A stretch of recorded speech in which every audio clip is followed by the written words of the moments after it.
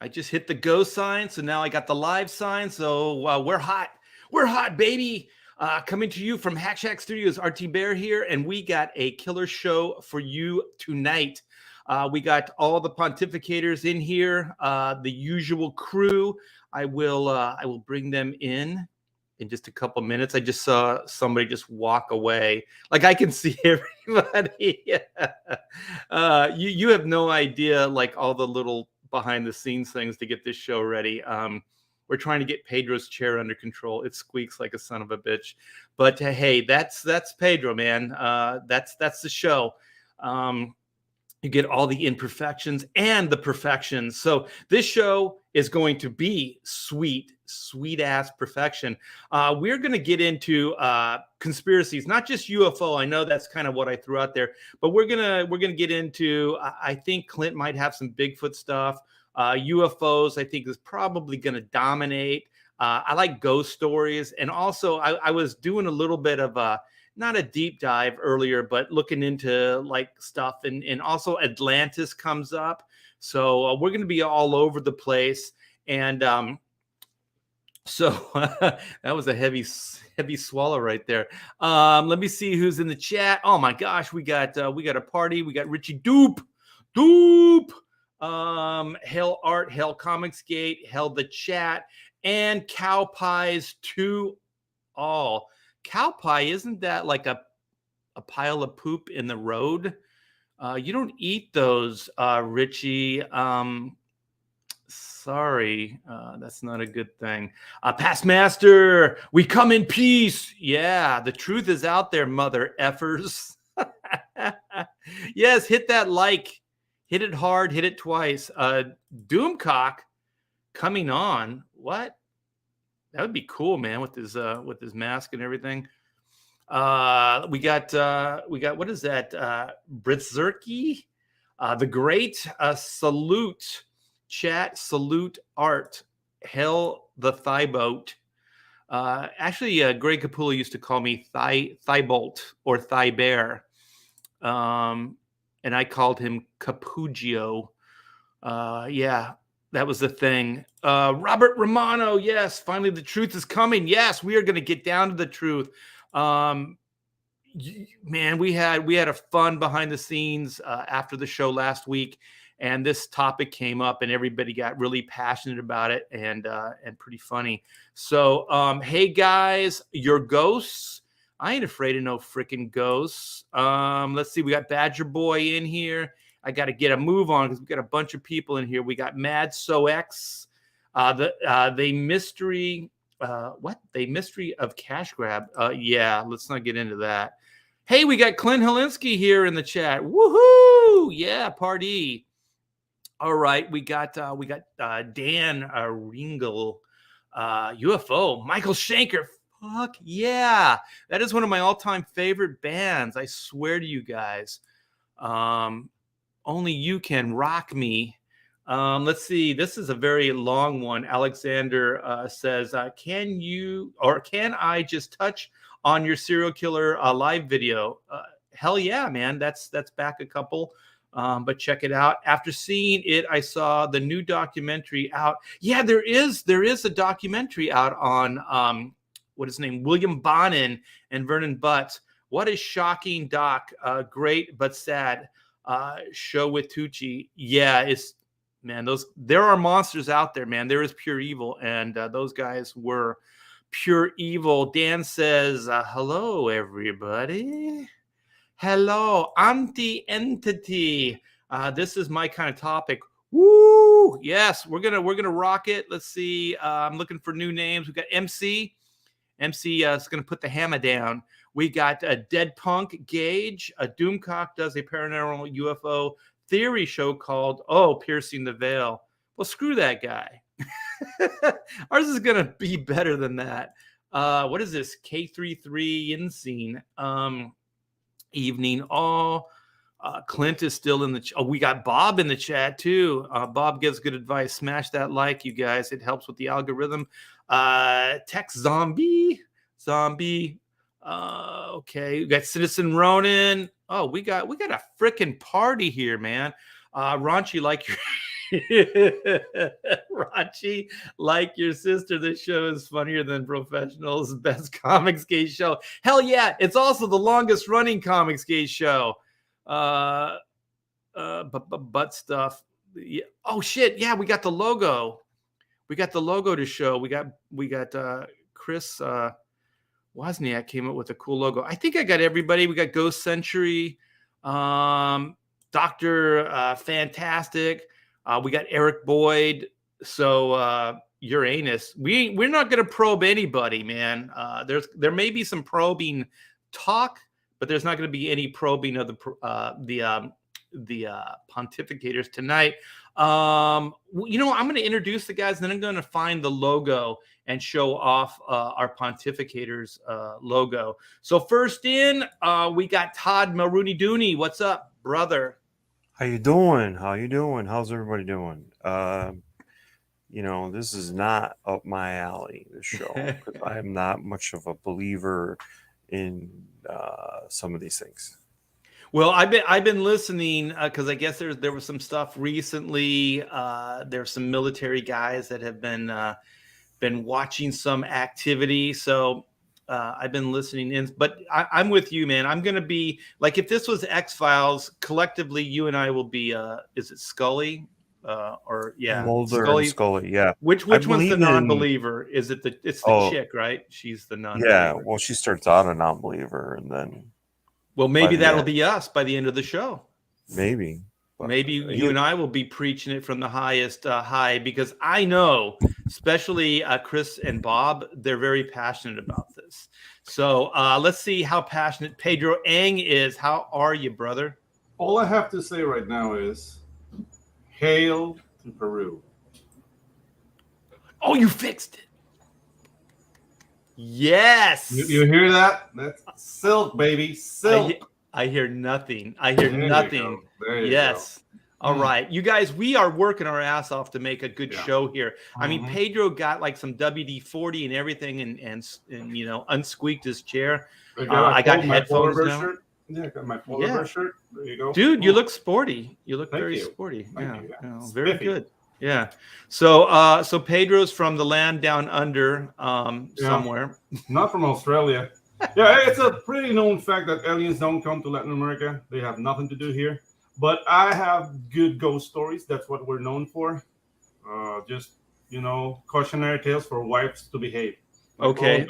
All our ghost stories is like that. Like, look after your children or you'll become a ghost or whatever. So the only one I know is that La Llorona or whatever it is. What is La Llorona, yeah. Yeah. That's the only one I know.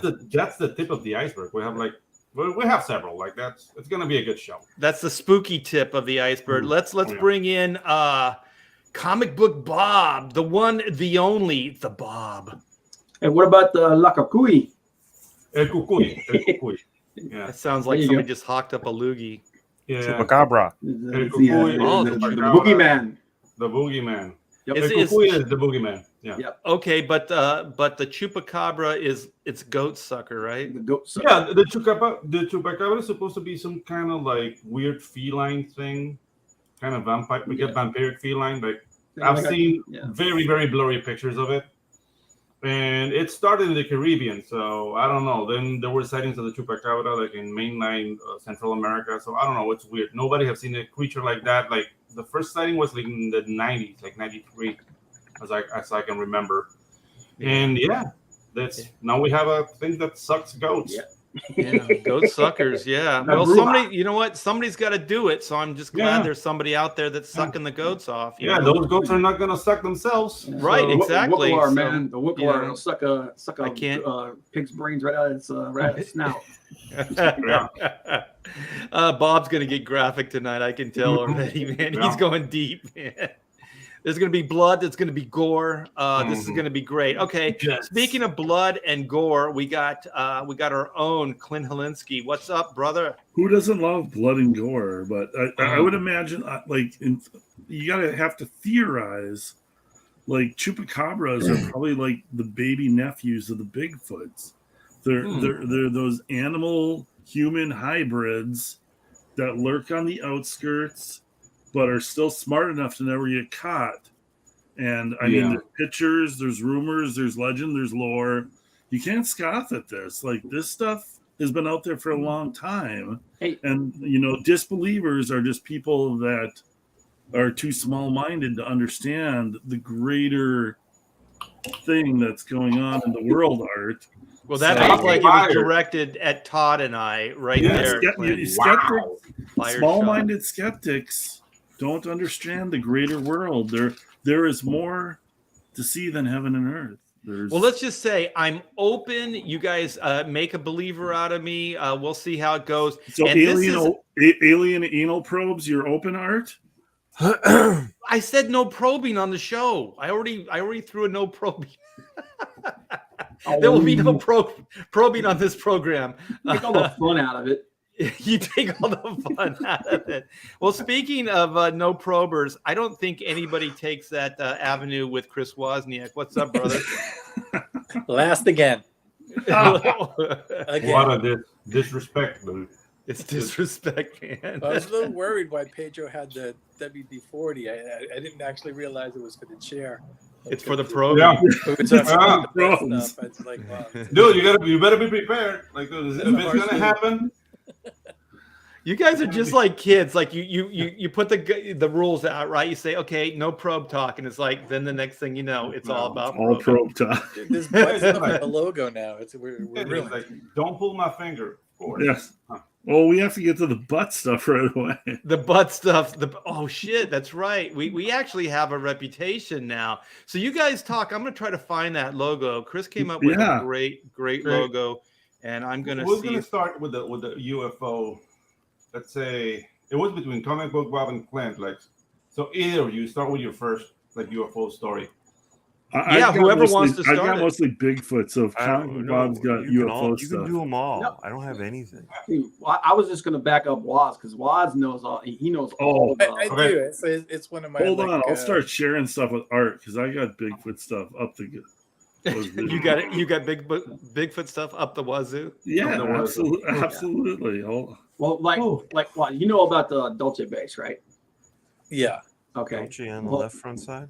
Well, I think that we should start. I got that, Todd. And start with Barney and this whole talk with that the actual Pentagon, the United States government, they're saying that UFOs are real. So that's one of two things at this point. There's that either the flying saucers and aliens and all that, it is real, or your government wants you to believe it's real. Right. Well, let's back up a bit real quick, Chris. This is the genius that is Chris Wozniak. He put this together. So now we're legit. Now we have to be professional. We have a logo and everything. So the creative professionals that know everything, the Pontificators, comics, film, politics, and butt stuff. And we are live. I love how patriotic it is. I know. Makes me want to wear like a Star-Spangled tie. Yeah, it looks like a Fox News streamer at the bottom of like Fox News. So I'm down with that. I'm gonna make a like a 3/4 roll with it, but the music is gonna be like old news, like that'd be perfect. Dude, great work, Chris. Love it. This thing screams legitimacy. So now we have a logo we have to live up to. We have to live up to this bad boy. So thank you so much, Chris. After how many years, Todd? We've been doing this 3-4 years? Almost 4. Almost 4 years. We finally decided to buckle down and be legit. Out over a burrito. Well, what's wrong with me is I don't know any of these programs. I can barely do this show, Chris. Art's been doing very well. I think we should all give Art credit because this is out of his wheelhouse. Yeah, we'll hook you up. We'll fix everything up. Whoa! That was not my chair. No, that was not somebody's me. Headphones, I think. Okay. So Chris, you had the first UFO story. Yeah, it's a little bit weird that the government, the Pentagon, they're openly saying that the UFOs are real. And that they're actual craft, and you got military pilots all over the place speaking out and saying that the Tic Tacs are real and this So it's very, very weird after all this time that they finally are coming out and going, hey, there's something to this. We don't understand what it is. These are legitimate objects that are flying around in some kind of some kind of anti-gravity propulsion. They could come to a dead stop and then shoot to thousands of miles an hour and fly from the air into the ocean and then come back out and fly into space in 2 seconds. So it's very, very weird that we've got like a government that's saying that this is all legit. So that's one of two things. It is legit, or your government wants you to think it's legit. Well, let's back up for just a moment to clarify. Okay, so UFO is a technical term. It just means unidentified flying object. It doesn't mean alien spacecraft. It doesn't mean anything. It just means that they don't have a label for it. They don't really know what it is. So if we can do that, then yes, I mean, the government has to acknowledge something like this, especially when over the years there have been multiple sightings, and there have been sightings by legitimate people that are not prone to exaggeration, military trained individuals. Even in The Right Stuff, the book, I never watched the movie, but I forget which one of the guys it was, John Glenn or one of those guys. They actually were out there and they saw a UFO, and they documented it, and they talked about it, and it was something that kind of came up on the ship. He said it hovered there, matched the speed, and then just took off in a flash. That's how it was described.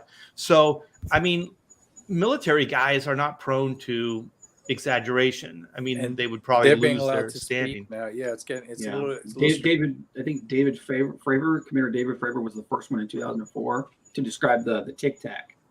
And that was one of the 3 videos that were declassified. Was this they call it the Tic Tac? Yeah, is that the one, Bob? Is that the one that they describe? It's like a transparent box. It looks. They said it looks just like a Tic Tac. It's shaped like a Tic Tac, just like a round Tic Tac. And there's video. But the Tic Tac is inside the box, though, right? No, that's some other one. Yeah, there's a cube that's in a sphere that these pilots saw, and And that gets super extra weird because they said they were seeing UFOs. They call them UAPs now, unidentified aerial phenomenon. But they claimed that their ship on maneuvers were seeing UFOs daily, every day for 2 years. So they've got all kinds of footage and everything that they haven't released yet. Blah blah blah. But yeah, basically a Borg cube that's in some kind of spherical force field or something, and isn't it like it's spinning and like it's super odd. And then as they try to get closer, and it would like start spinning faster and faster and faster, and then it would move and it just be gone. And then you're describing a tesseract though. Yeah, you're describing a tesseract here. Like it's like a 4-dimensional cube. Yeah. Like basically, like you can express it mathematically, but when you see it, it's like a cube eating itself, like revolving. Yeah. Well, all I know is how is that one pilot that was taking those test flights? How is that guy able to speak now? Because he's going on Rogan. He's going everywhere talking about. They declassified. They declassified the 3 videos, and supposedly there's more coming. And I've actually got the video pulled up if you want to see it. Yeah, let's see it. And so he's allowed to speak now, and but but with that video, he's not the only guy that saw that. There were 4 different pilots. Because I know this story because they were on test runs, and because it's so expensive to do these things, they couldn't just go up. They couldn't authorize just going up and checking this stuff out, though. So what they were doing is, as they were doing the exercises, they were observing this stuff. So multiple pilots that were doing these test flights or whatever it was were witnessing the same, UFO activity. So like you said, there were multiples. I don't know why at that point the military didn't just go, all right, you guys go explore this shit. You know what I mean? Well, like they did with this one, like the Tic Tac with this, the one that Bob was talking about, and that I guess he's going to show that one. Dang. The Tic Tac was down like 20, 30 feet above the ocean floor. Yeah. Stationary.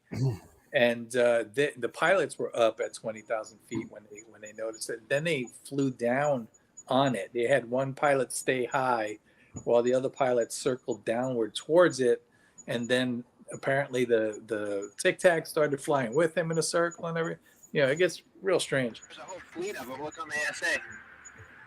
My gosh. They're all going against the wind. The wind's 120 knots from the west. Look at that thing, dude. This is it when it's down. It's just above the water. Look how fast it's moving. So that little circle thing in the parentheses, that's the UFO, right? Yep. And these are trained military pilots that don't know what they're looking at. Yeah, and it's like, and like the reticle could barely keep up with it. Yeah, the speed. Well, was it Mach 6 or Mach 8 or something? It was. They said like it was breaking the sound barrier, but there was no concussion. No friction. No Yeah. friction, no. Yeah, Oh. but that's the Commander Fravor video. That was the first of them, and then over the course of the next couple of years, other pilots saw the same thing, and actually this thing has been appearing in different places where there are different military activity going on all over the world. Yeah. Well, I think we have a theory. So we have some smart people in the chat right Mhm. now. Yeah, So exactly. Dunn Very scientific. says that is feces being thrown by very strong gorillas. I think that's plausible. It's I'm a going to valid ask. theory. I'm going to ask my fellow skeptic, Todd Mulrooney. Todd, does this sound to you? What Dunn has brought to the chat here? Not gorillas, but maybe sloths. Sloths are stronger than gorillas, but they're slower. No, they're slower, but because they're slower, it looks faster. Okay, what do you think of that, Dunn? I don't know. This is going to get deep, you guys. We're going This to is figure why out John some usually has answers to here. raise his hand when he says something. Yeah, dude. Yeah, Tell me if it's well, real. well, Dunn's got some solutions here. He's got some theories. So you guys feel free. Robert says it could be Bigfoot poop. So how does Clint feel about Bigfoot poop? Yeah, Like let's go Bigfoot Bigfoot. factors into a lot of this because the origins of Bigfoot have not been ascertained, but he is here. We have multiple, Diane Fossey believes in it. multiple types of evidence and proof that he's here. But did he come with the aliens? Is he the precursor for the aliens? We don't know that. Well, what they're theorizing here is that it's not really a spaceship at all. It's a big piece of poop It's a big that's turd. flying across the sky. Well, I mean, It always goes back to butt. Like Bill Holman. Well, I think this is all sound. I have never seen I think this poop all move that sound like. fast. Well, of course you haven't until looks now. like it's moving fast, but it's really, really not. It's all relative. Guys, we're talking about frictionless poop here. So it's poop that it's breaking the sound barrier without creating a sound. All of my experiences with poop have been frictionless. Frictionless. No, not yeah. frictionless. Oh. There's friction involved. Oh, you need more fiber Right. in your diet. That So- will take care of that. Oh, I guess we shit. covered butt Yeah. stuff for Yeah. there we Yeah, go. we got the butt stuff out of the way real quick. Man, we're living up to our reputation. I'm Well, Yeah. I Yeah. think. Wait. I saw somebody said crap theory. No, Mm. these are all good theories. No, that was the joke. It's a crap theory. Get it? Oh, it's a crap theory. I see. Crap I see. theory, yeah. But Yeah. If you have to Perfectly explain the sound. joke to Art, Mm. I was defending you, brother. It was push a cigar harder. shit. I like push harder.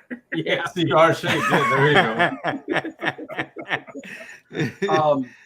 But like the whole declassification of it and everything, man, it comes down to one or two things. Either you think it's aliens or you think it's the government trying to cover up something else. Mm. And Or is I'm it the more inclined to government believe trying the to government cover covered up something Bigfoots else. that were brought here by aliens? Yeah, Sheldon says once you hit 88 miles per hour, You're you're gonna gonna see see some some serious poop. Yeah. Yeah. I Nice guess callback. Kelsey is piloting the UFOs in his spare time. Wait. I'm gonna aim this towards Chris because he's our resident UFO expert. I'm the guy Okay, now. Chris. Yeah. Chris, Pastmaster wants to know: aliens are they promoting smoking? Smoking weed? I don't know. Yeah. I don't think They'll open that third eye, man.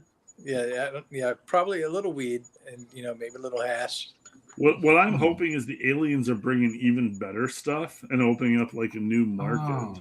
Like aliens are just looking at us till we're ready to like be like a new. It's like opening up a new store in a new neighborhood. Well, I have a theory now. This whole fentanyl craze that's happening.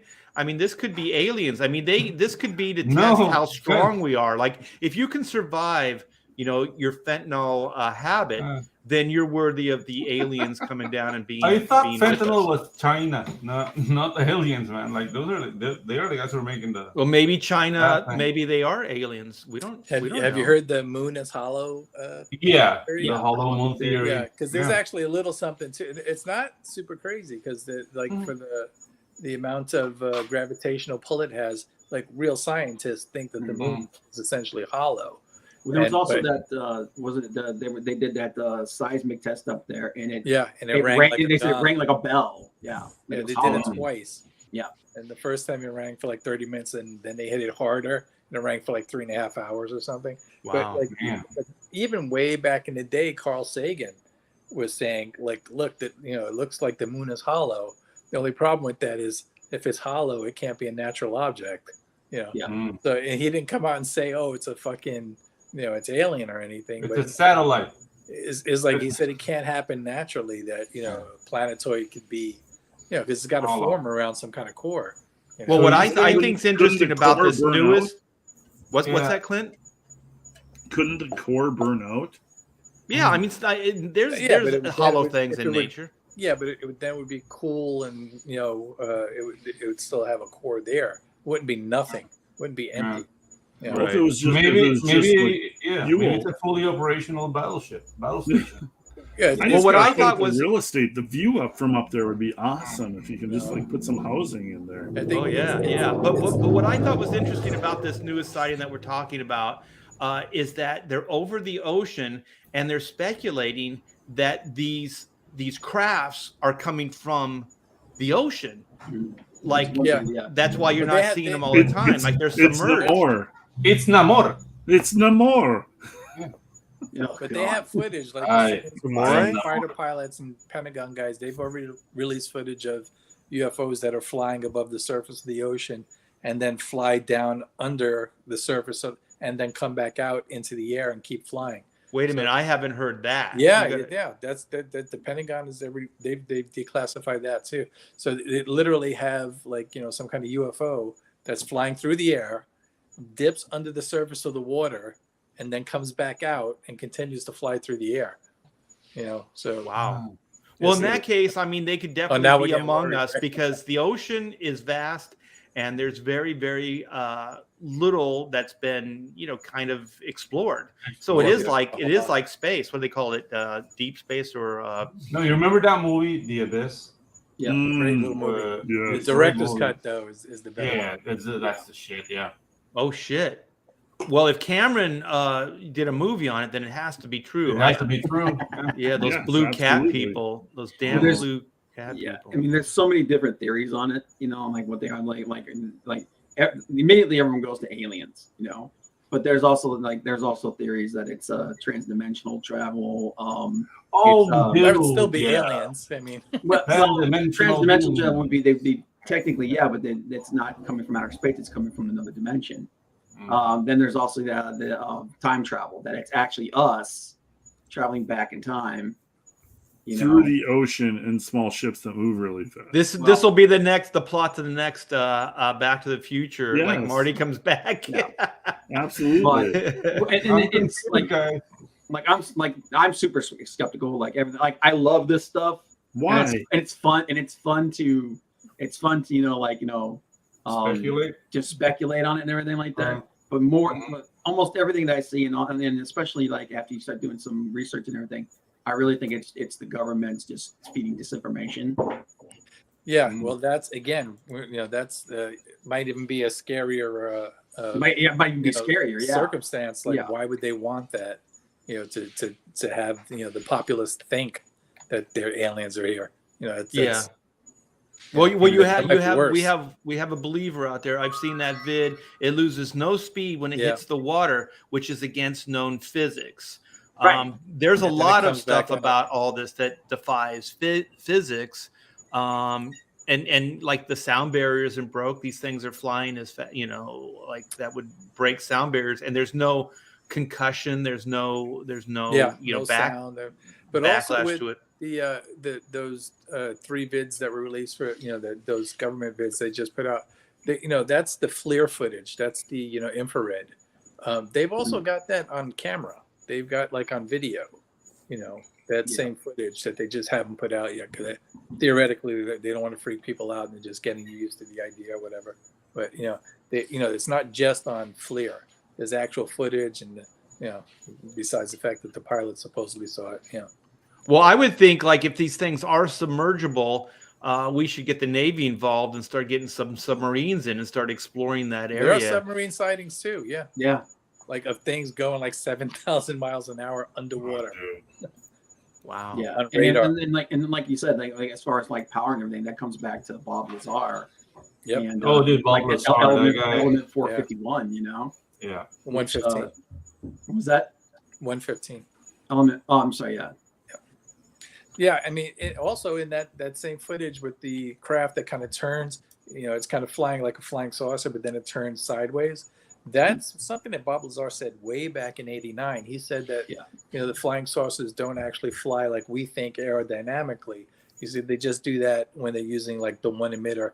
We're getting into the deep dive here, but like Bob Lazar says that the craft have 3 gravitational emitters, and like when they're within the atmosphere, they're just balanced on one basically and just kind of floating on it, and that's why they wobble a little bit. It says, but when they go and to fly into space and like do like their warp drive type shit, they focus all 3 emitters, and the craft turns sideways and flies bottom first, and basically the 3 emitters pick a point and make a gravity well, and then the craft falls into it, and that's how that supposedly works.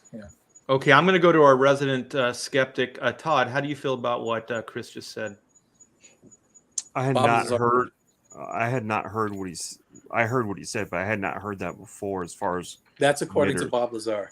yeah, Yeah. and this So that's very Slave One. That's you can't call it Slave One anymore, but that's Boba Fett's ship. Well, that's also That's what- a very Star Trek, because the way Yeah. warp drive works in Star Trek is that's why there's 2 warp nacelles, because they create this warp field. These 2 warp fields push together, and that's what propels the ship forward. It's not the thrusters or anything on the ship. So warp drive was created around gravitational well that it creates. So I've heard of that. this is all Oh, stuff that yeah. Bob Lazar was talking about 20 In years '89. ago. Yeah. And also, just like 3 years ago, NASA announced that they're going to work on a faster than light hyperdrive that works like that. And as soon as they announced it, I was like, that's the Bob Lazar drive. And Yeah. nobody was talking about it. It was just, no, we're going to work on it. But with the drive that they explained that they were trying to make is exactly what Bob Lazar described in '89, and still talks about to this day. So, I mean, I just thought that was like, a little weird. Art, do you have that picture that I put in the chat it's like a double picture of the same thing? It's a stereo image. With the Betty like- and Barney Hill. No, but the one that's like there's a double image. It's I see it. Yeah. Hold on, we'll come so back that's to the it. oldest known photo of a UFO, which is literally taken down the street from my house. It's a pretty good photo as well. Yeah. Well, that's a stereo image. It's 2 separate cameras. This is the oldest known photo of any UFO.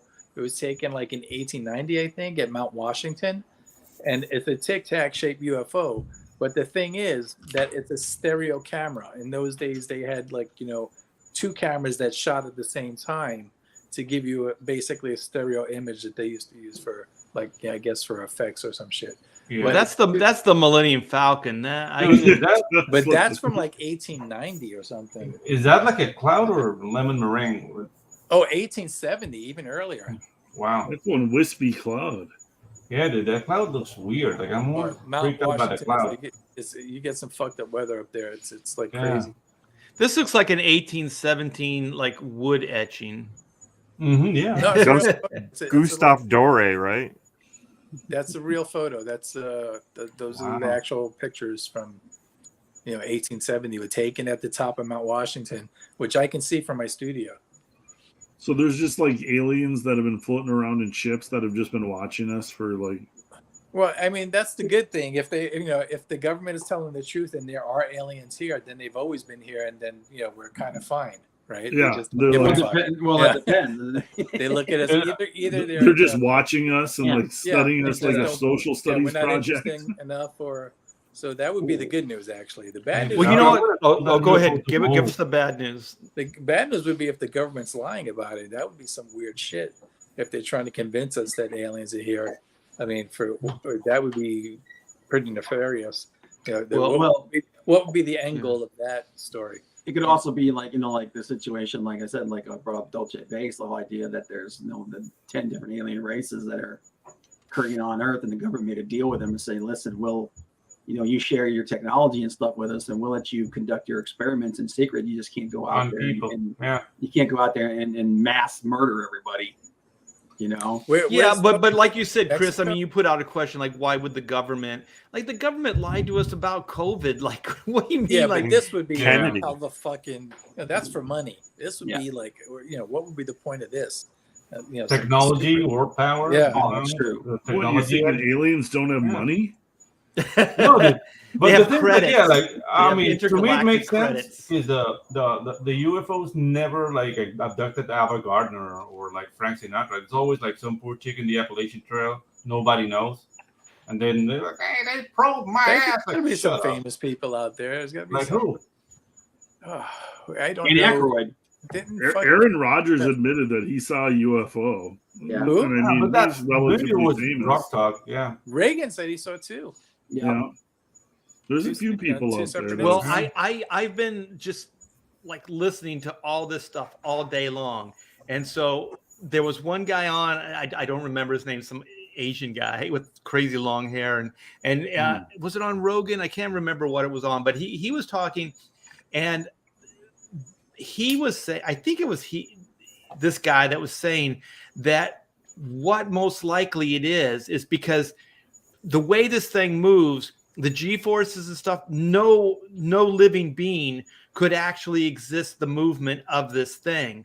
So what he theorizes that most likely it's some kind of probe, like stuff that we're sending out in space now, like regions that we can't go, but these probes can, because of the human limitations and stuff like that. So the theory is that these are actually probes that are coming down, not the ones that probe your butt, but that just probe and just check things out, just like how we do other galaxies, well, not galaxies, but other planets and other star systems and things like that.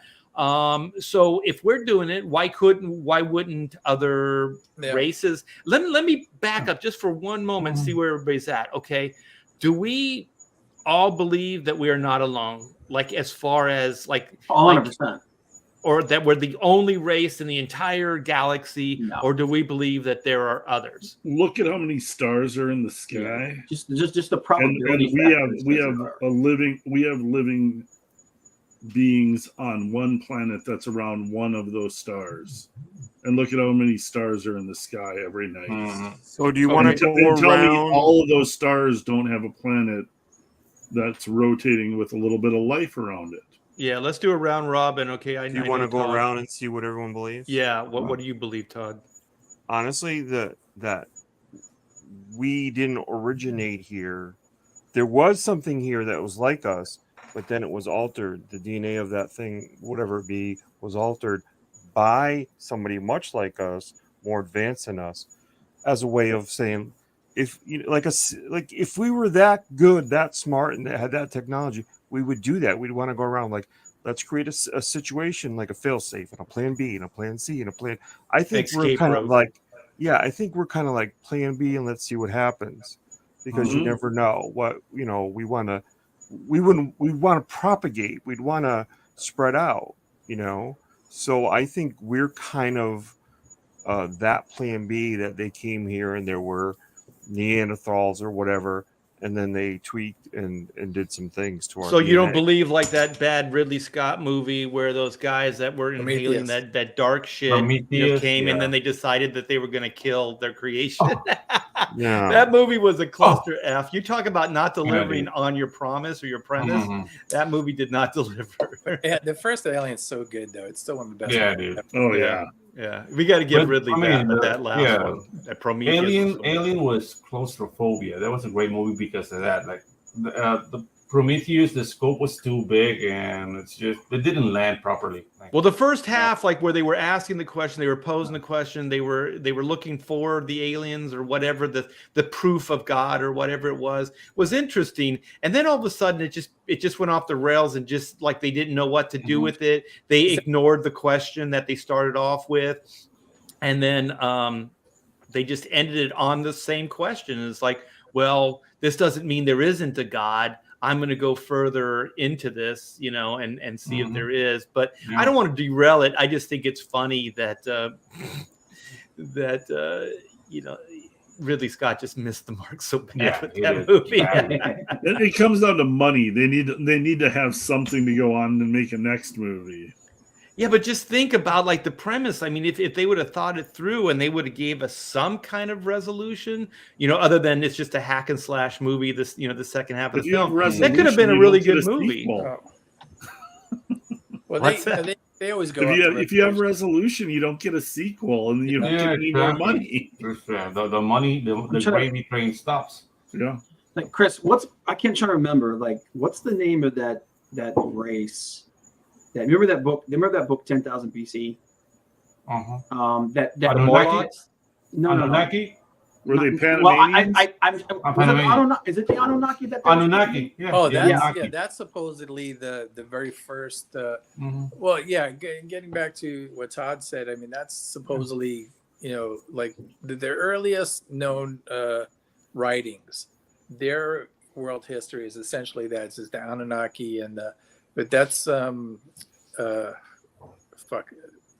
That's Sumerian.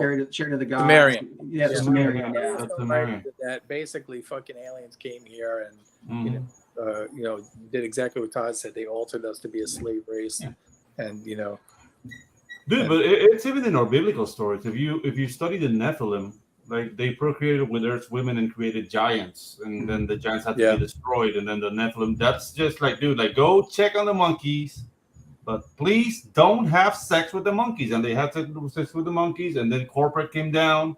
Well, I really like their music. I mimics really the like those monkeys' music. That last train to Clarksville is So great. is Stargate real then?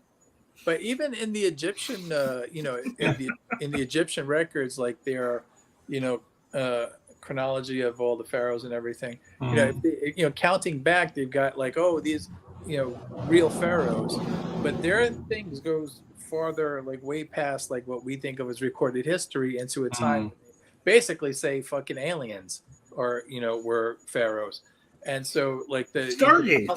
But the Egyptologists go, well, up to here it's real, but like from there on it's all bullshit.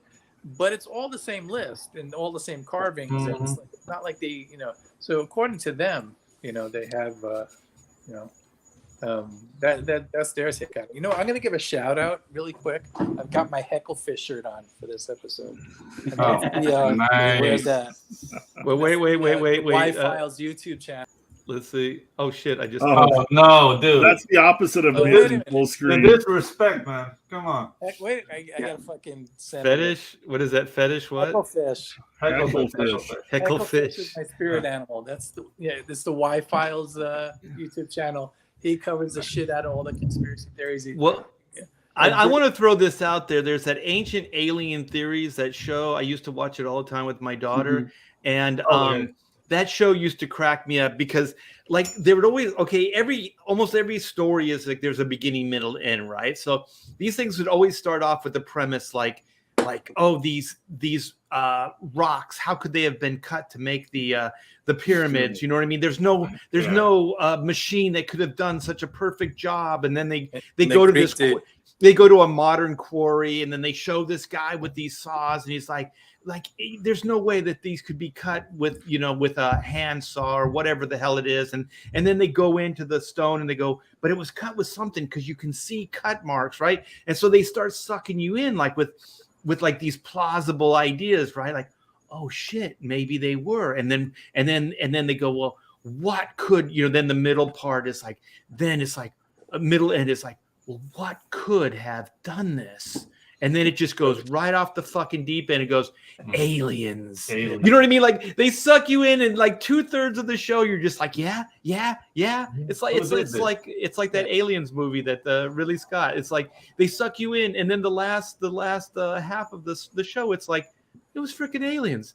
Well, that's a freaking leap right there. Like, you go from this cut stone to all of a sudden it's freaking aliens. That's the catch-all. Like, every episode's like that, man. If you want to see a good alien show, it was only on like 3 or 4 seasons, but there was a show called Unsealed Alien Files, and that show was awesome, because that show was just like, okay, it's aliens and they're coming to fucking kill you. It's always like, it's like that. It's like, oh, they go through the evidence and this, that, and tell the story, but always in a fucking horrific way. Like, aliens are coming to, like, suck your brains out, they kill you, fucking colonize you.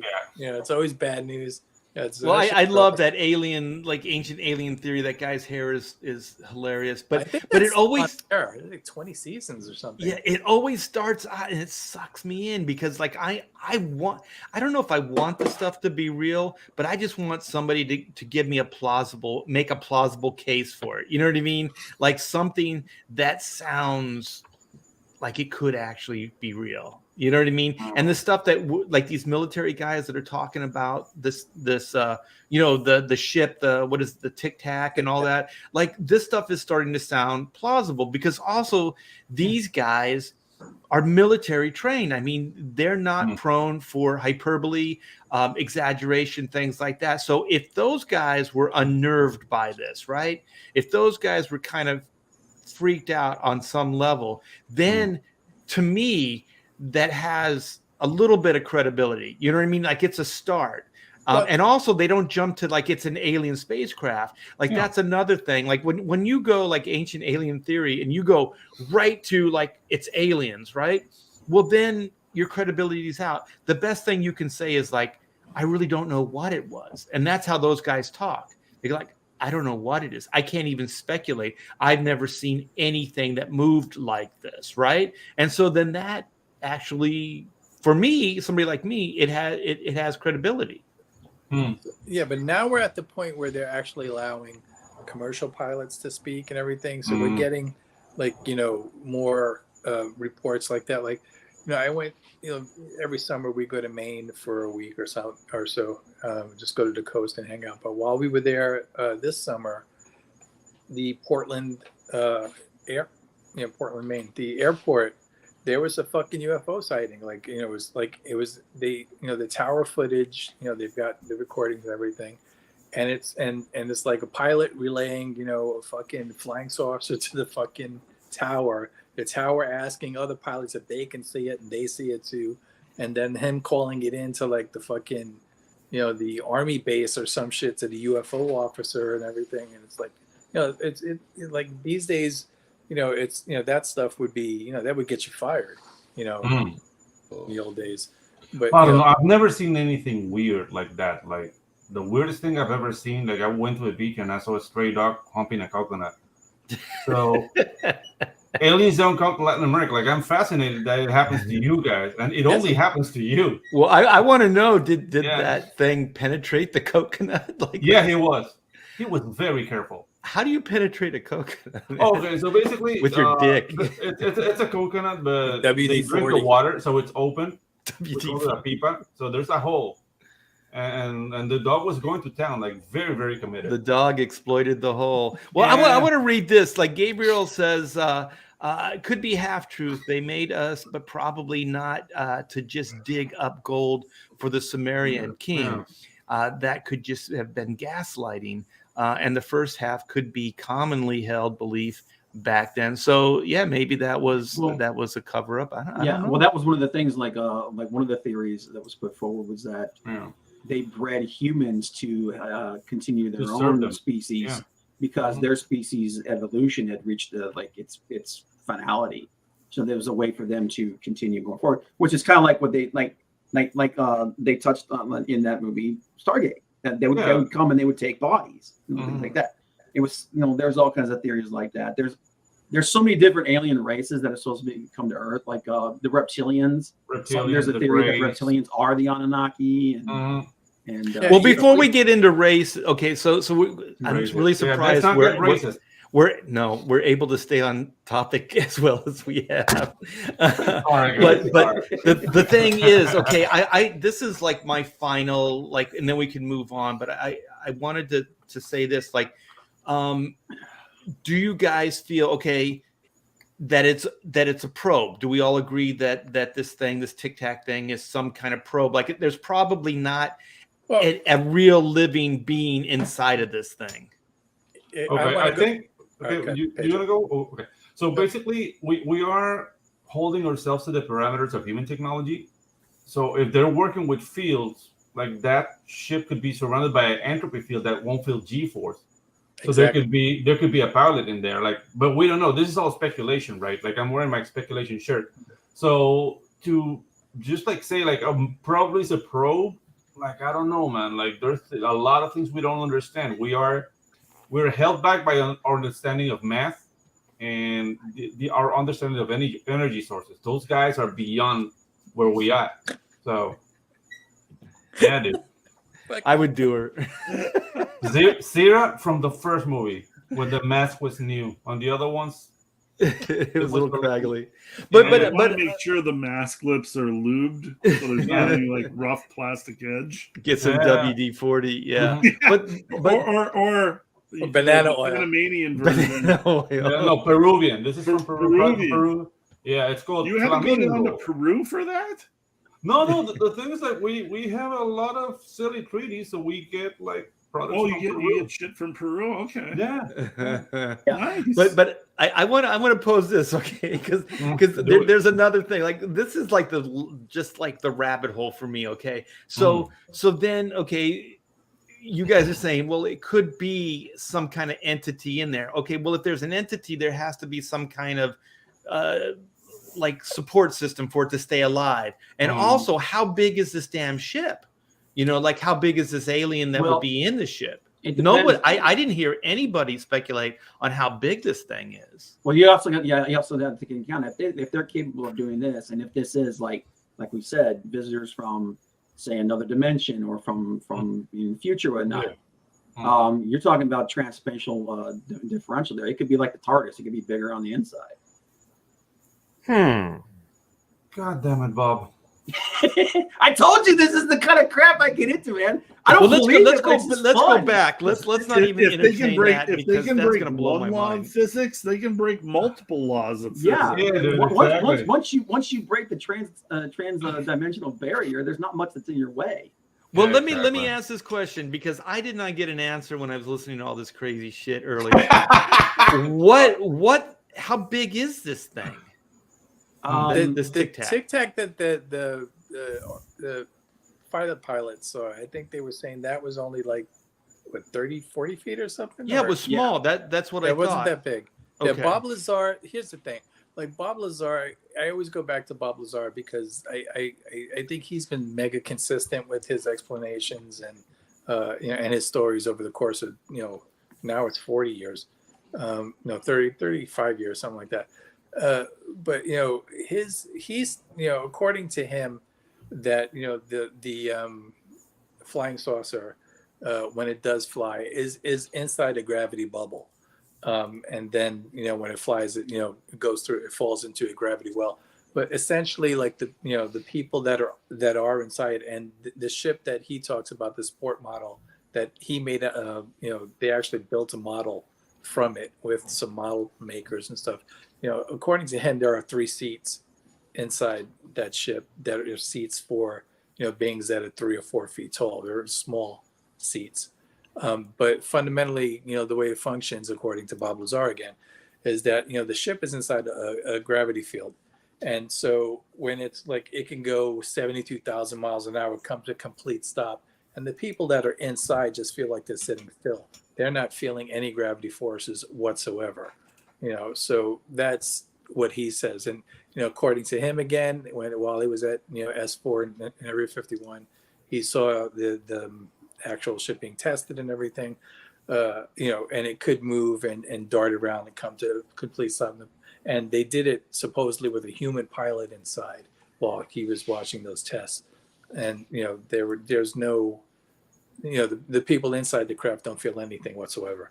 Yeah. Well, I just found a picture of the probe. Like this thing it's a close up of this thing that they saw. It's freaking amazing. Did you guys see this? Look at that. Which one is that? This is insane. This is the newest one. This is the Tic Tac. The Tic Tac would look like a Tic Tac mint. Yeah. This is just a rendering. It was a joke. I can model that. I can model that in like half an hour. I thought if I got the corniest spacecraft that you guys would go, that's bullshit. Art we got 2 hubcaps and glued them together and just Yeah, exactly. That was like Ed Wood quality.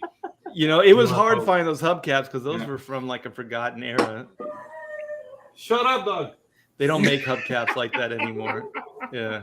Well, he's probably barking because you're going to get probed soon, Pedro. The aliens just landed in your backyard. Yeah. Aliens. Dog is trying to save you. Okay. Okay. Let's speculate on this, and then we'll move on to Bigfoot and ghosts and all kinds of other shit. Okay. So my take from this is, I think it is some kind of probe.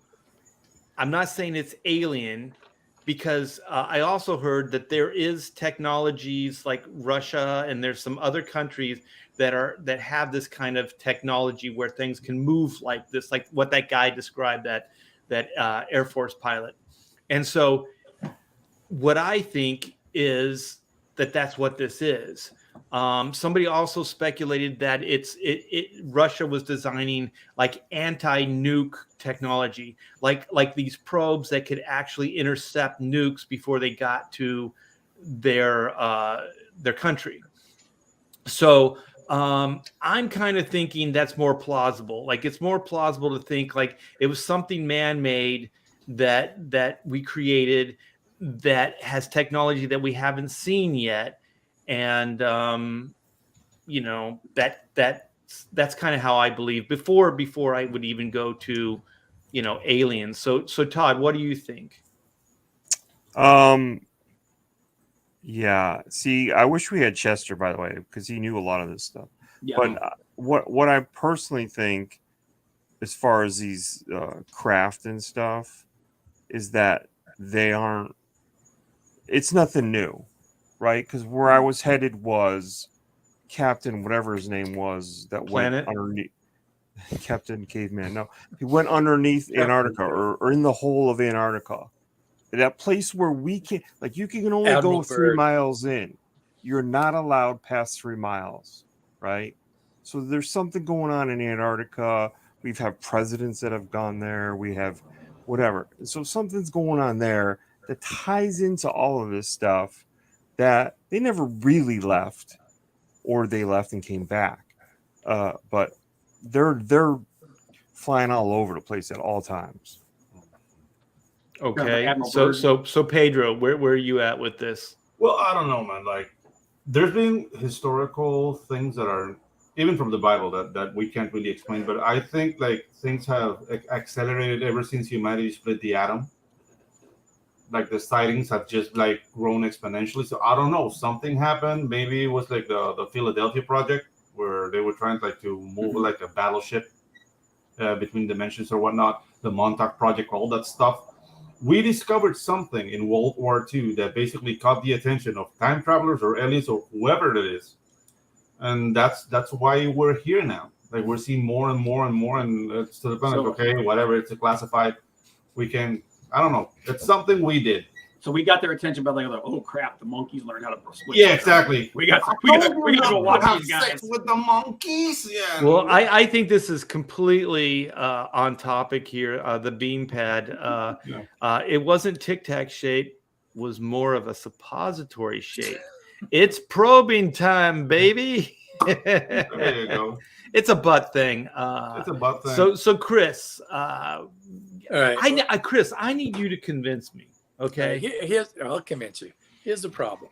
Whatever it is, right? If it's Chinese, Russian technology, right? Whatever it is, it's anti-gravitational technology, right? It's anti-gravity, propulsion. Now, here's the problem with that. Anybody that has that's human, would have taken over the fucking world, because there's nothing they can't do. If you've got anti-gravity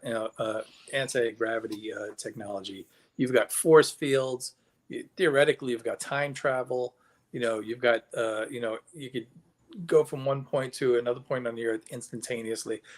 There's no way with human greed and the way that is that wouldn't have been used to subjugate every damn body at this point. And the other problem with it is that these stories are they've been going on forever and a day. Yeah. They've just been going on. This is not, the government's saying it's real. That's new in the last few years. But, these stories go back just ages and ages and ages, So,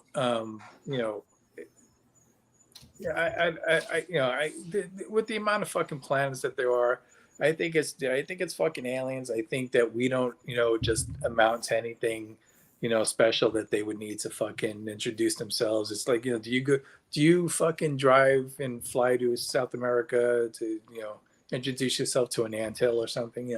They're just above us, and it's fucking, they could just, everybody's like, oh, well, how come they don't do this? We don't matter. That's all there is to it. So they're just monitoring it just they to don't see. For all we know, they're fucking teenagers joyriding. It's probably some nerdy scientist who's like, like you said, found an anthill. It's like, oh, there's something over here. I'll study it for a while and write a thesis on it. Yeah, they probably give two flying fucks about us. We're a curiosity. If you can go anywhere in the fucking universe, it's probably, they might be tourists, just fucking poking around. Well, I want to ask one thing. Okay. If it's not aliens, let's throw that that's out the window, right? It's not aliens. Yeah. Then what would be a plausible future explanation? It's still anti-gravitational technology. Yeah. And who is that? Is it Russia? Would Russia be dealing with what they're dealing with now if they fucking had that? Would China, who hates us, they would fucking just take over.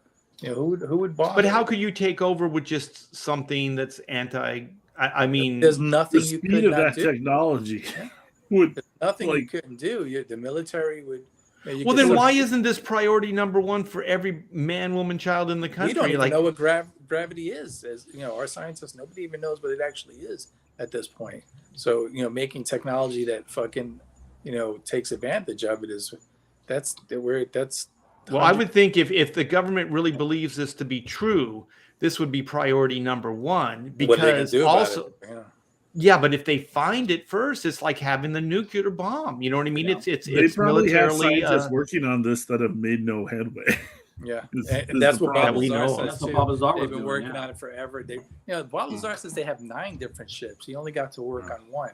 He says they've got 9 flying saucers, and then they all have identical propulsion systems.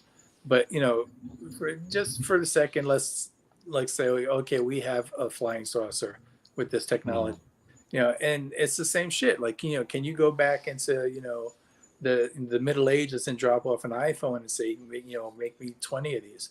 How they don't know what the fuck it is. They're gonna look at it and go, what is this? Dude, not even an iPhone. You bring an iPod to like 1842. And people will go nuts. Like 50 years ago. Merlin. They'll look at it like, we can't make this. We can't even figure out how to make this work. So this is what's going on. This is my take. Ready? The moon is a fucking restaurant for reptilians. The little gray aliens are waiters. And we're the farm fresh fucking, farm to fucking table. It's actually kind of funny because that's kind of like the theory behind Delta Base. Oh, is it? Is that like the reason why they're sectioned off is like, and you can't go into like the reptilian section because they might eat you. Yeah. Yeah. There's a restaurant at the end of the galaxy, and we're gonna all hitchhike over there. Yeah. Yeah. Ah, dude. I'd probably taste good. Bring your Love that towel. book. Yeah, Make sure love you that bring your book. Well, I towel. got lots of butter in me, so Yeah. All right, Clint. Let's hear the voice of reason here. Come on. Enough of this UFO bullshit. Let's talk about something that's real and proven and right here, in the great Northwest. You can throw up on the full screen, but like something the that, Zapruder footage.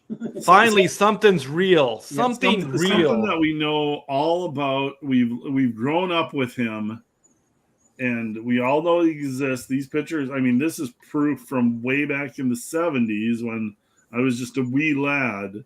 But Bigfoot. Yeah, proof. Bigfoot is real. He's right there. Well, you know how else I know this is real? Because Steve Austin, the $6 million man, fought this son of a bitch. I can see the zipper from here. And this was You filmed need by to stop. This was filmed by a man who was a known car artist who just happened to go buy the camera and actually paid for it, I think, with a bounce check. And he just went out there to get footage of Bigfoot and got it on the first try. How dare you? Those are hairy tits. I disavow. There's all sorts of theories that was early costume for the Planet of the Apes, but those have all been disproven, and this is actually Bigfoot. Do I have to stop screen to switch pictures? Is there an easy way to switch pictures, Bob? If you have them like in a folder on your desktop and you can. But I've got lots more proof here, and we have people in the chat that are backing you up, Clint. I would hope so, because Bigfoot is real. Horror Mike's right. On his deathbed, he admitted the other guy. I'm more with Gnomsky. No, I mean, does anybody this remember girl right here?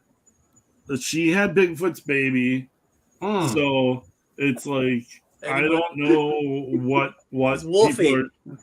I don't know what people are trying to like. Look at her, and she's a lovely lady, and look at that. That so looks proud. That is like looks like Bigfoot's baby to me. And the thing is, this is the Weekly World News. These people don't lie. No, this is. I mean, this is as valid as ABC News today. Yeah. Or CNN. Way better. I believe those news sources just as much as I believe. Were these the same people that brought us Bad Boy? I mean, Bad Boy is real. That's the Inquirer. Exactly. That was the Inquirer. I would love that. How's that for a job to fucking write for the Inquirer? I would love it. It had to be so fun in the 80s. Jesus Christ. Well, you know what we have now? We have the Onion. So the Onion's pretty good. But like that's like a movie that is meant to be made. Is like do like a comedy movie about reporters on the National Enquirer. Dude, that's real. Yeah. Look at that. That's a real person. That's Steve Austin. Steve Austin, the Bionic Man. I mean, then they started out as enemies, but they discovered a mutual enemy that they both wanted to destroy, and they worked together to beat them. And again, aliens involved. That episode was a big deal. That the Bigfoot episode when we were kids. Oh my God! It was huge. Well, look at the makeup and stuff. As a small child. Yeah, the makeup is on point, man. It's pretty good. But the tunnel, I mean, remember the tunnel that they had to run through at Universal? That was a cool visual effect when you're like 8 years old. The Vertigo tunnel. Yeah. But look at even Steve Austin's a little hesitant. Like he's not sure about this thing. There's an uneasy alliance. Like he's right up in his chest. Oh my God. He's been running through like that Southern California forest, full fur. You build up a musk that's like it's gonna hit you right in the nostrils.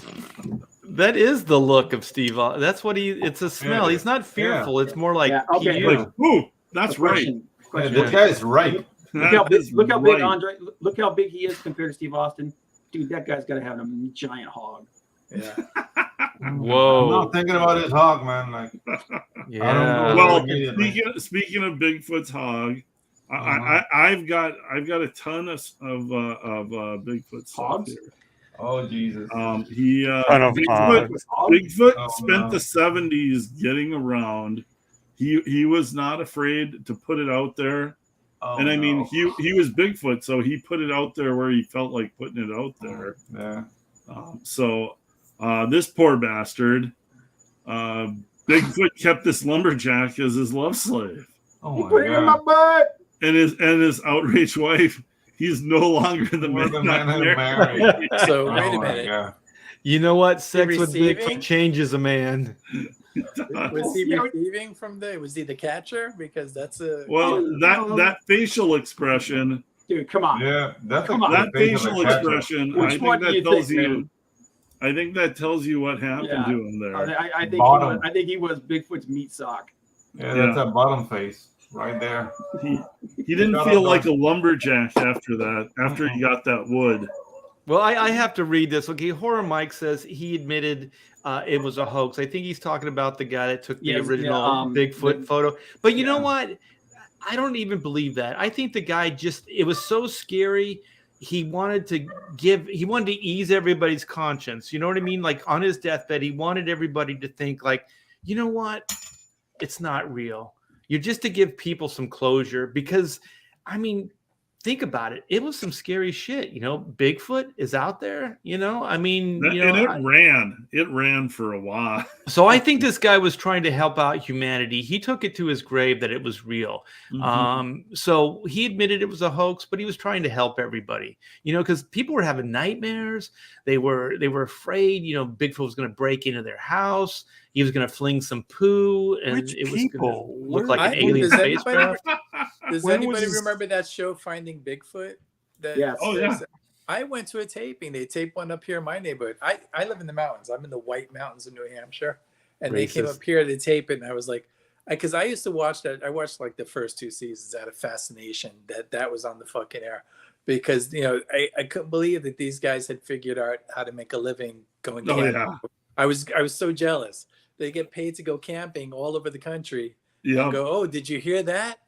All right. Yeah. Oh, it's dude. like It was. Okay. There's I a think bunch of those those guys- guys out there. They're Yeah, still yeah. making money off. One of them. my Yeah. favorite. Is that okay, still on? No way. guys? Is it If really? there's Yeah, a the show, Here. there's a show that you can find it on YouTube. You can watch it for free.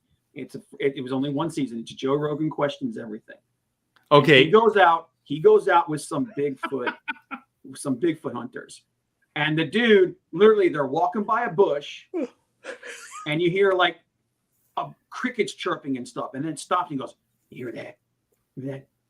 The Sasquatch can imitate the sounds of many creatures in nature." see, it's real. He's like, wow. He's like, one time I was walking home, and I was walking past this bush, and I heard a bird chirping in it. And when I got home, and I realized, I thought, damn, that was Sasquatch. It's like these guys want to believe so bad. No, that's definitive proof. I have to pose this question to poor Clint. Bigfoot gave Clint a knobbler or a knobber. Knobber. Well, while I can't definitively say that Bigfoot ever gave me a knobber, I was pretty continuously drunk in the 90s out at bars.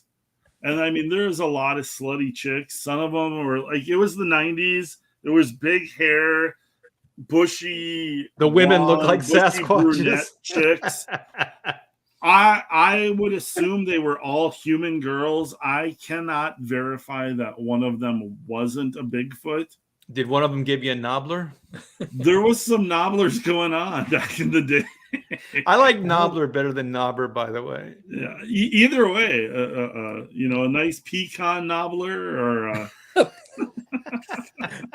With like fucking pancakes with syrup? What's going on? Sure, why not? It's like a pie. It's like Who doesn't love pie? Yeah, Chris. Can Who I doesn't quickly like share it? my emotional scars from the $6 Million Man? Just like fucking Art. like that show when I was a kid, it was coming on, and we saw a Yep. commercial for it all fucking summer that it was coming. Yeah. And the day that it aired, the first, and this is obviously before videotape. It's like, you caught it on TV or you didn't. And Yep. it's fuck you if you missed it. So all summer long, we were 10 years old, all waiting for this fucking thing. The day it came on, I forgot that Oh. that was the night it was on. Oh, and the shit. next day, I was the only kid in the fucking neighborhood that missed it, and everybody. I still fucking have scars from that. It was Everybody, the Bigfoot episode. No, the first episode. The first episode, yeah. But The pilot was the best, by the yeah, way. every kid in the fucking neighborhood was talking about it, and I was the only one that didn't see it. And it was like fucking, just to this day. Well, are you guys? I didn't see wait. Hold episode. on, hold on. Sorry. I have to do this, man. You guys be prepared to laugh your ass off. This is how all What is it? He may have been holding a hammer. Oh God. He may have been holding a hammer. That's called God, plussing the joke. There you go, Clint. Yeah. That's why Clint gets the That's big like- bucks. It's like one of my I gotta favorite throw a movies. log on the fire. 1 second. Yeah. Holy One of my favorite- shit, One man! of my favorite movies is that movie Legend of Boggy Creek. Did You that guys have a are- Bigfoot you in guys- it? You guys, yeah, it was about Bigfoot. It was from the 70s, Oh, I don't remember and that one. but it was. I don't remember I don't remember the Bigfoot stuff, much of the Bigfoot stuff, and everything. All I remember is that one guy who was out there going out in the woods with him. He hated the fact that his dad made his dad's favorite food was Jello, and he would make Jello everything. He would make like Jello chicken, Jello. It was just like Vaguely familiar. I think I remember. yes, the Legend of Well- Boggy Creek. Well, okay. This is a little bit. We talked about this earlier. So, was it Dapple Darling is saying it's not Patterson that admitted a hoax.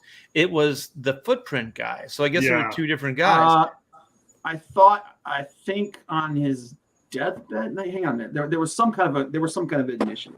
Somebody admitted Well, that the first guy, well before deathbed statements, the first guy I think that talked about it was when they made those foot casts, and that was the other thing is like you started seeing the foot casts after the photo, and they were like, we were out in the woods and we poured these, and it's like, look at this, and it lent it a little bit of legitimacy. And that was all you needed if you wanted to believe. So Yeah. Well, if you think but- about but- it, if you're that heavy walking around, yeah, there it would was be a the, footprint.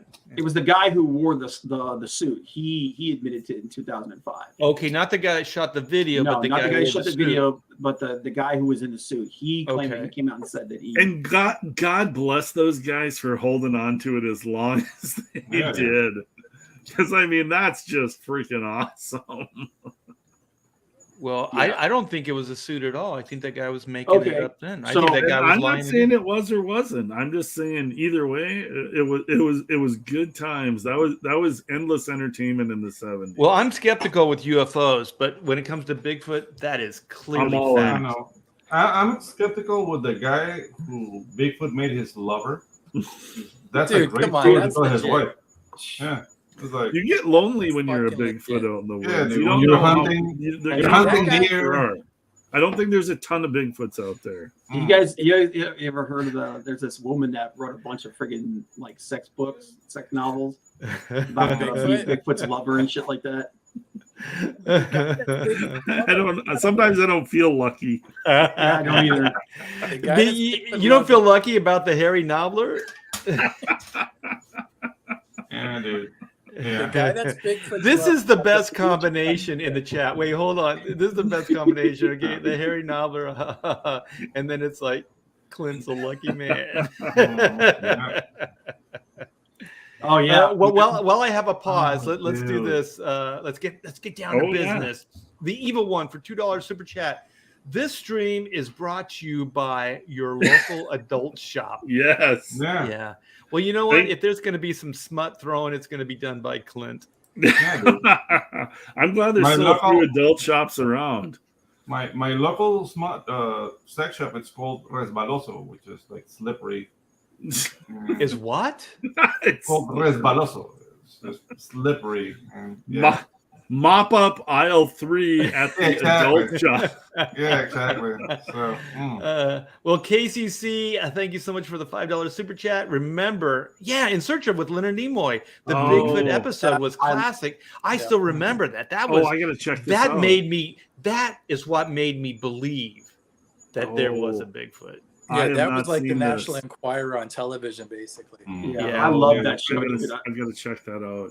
I loved that show, man. Loved it to death. That and Well, Cosmo. and Chris, just you talking about like the first episode of the Bionic Man, like that was like in the 70s, those sci-fi shows, Bionic Man, Battlestar Galactica, like there was just a ton, and they didn't last long. They barely got to a season 2 or 3, but there was just like on Facebook, I run a group, Bronze Age comic book group with Chris Ryle and Rob Liefeld, and fucking Rob picked up Bionic Woman and $6 Million Man on DVD, and I felt that fucking pang again. Oh, yeah. Like God. I was like, I was 10 years old. I was like, fuck. Yep.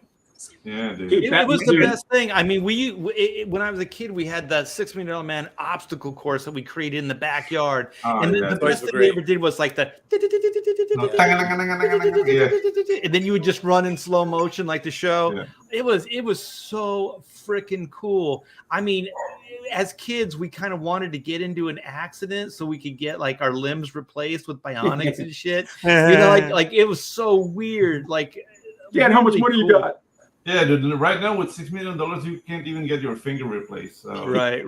But it's weird because okay. comic books seemed like there was never any believability, right? When I was a kid, but the $6 Million Man, for some reason, it seemed plausible. You know what I mean? What was this like, dude? Like my Saturday, my weekend was the Bionic, was the $6 Million Man, the Incredible Hulk, Battlestar Galactica. And then I was like, I liked Kolchak the Night Stalker.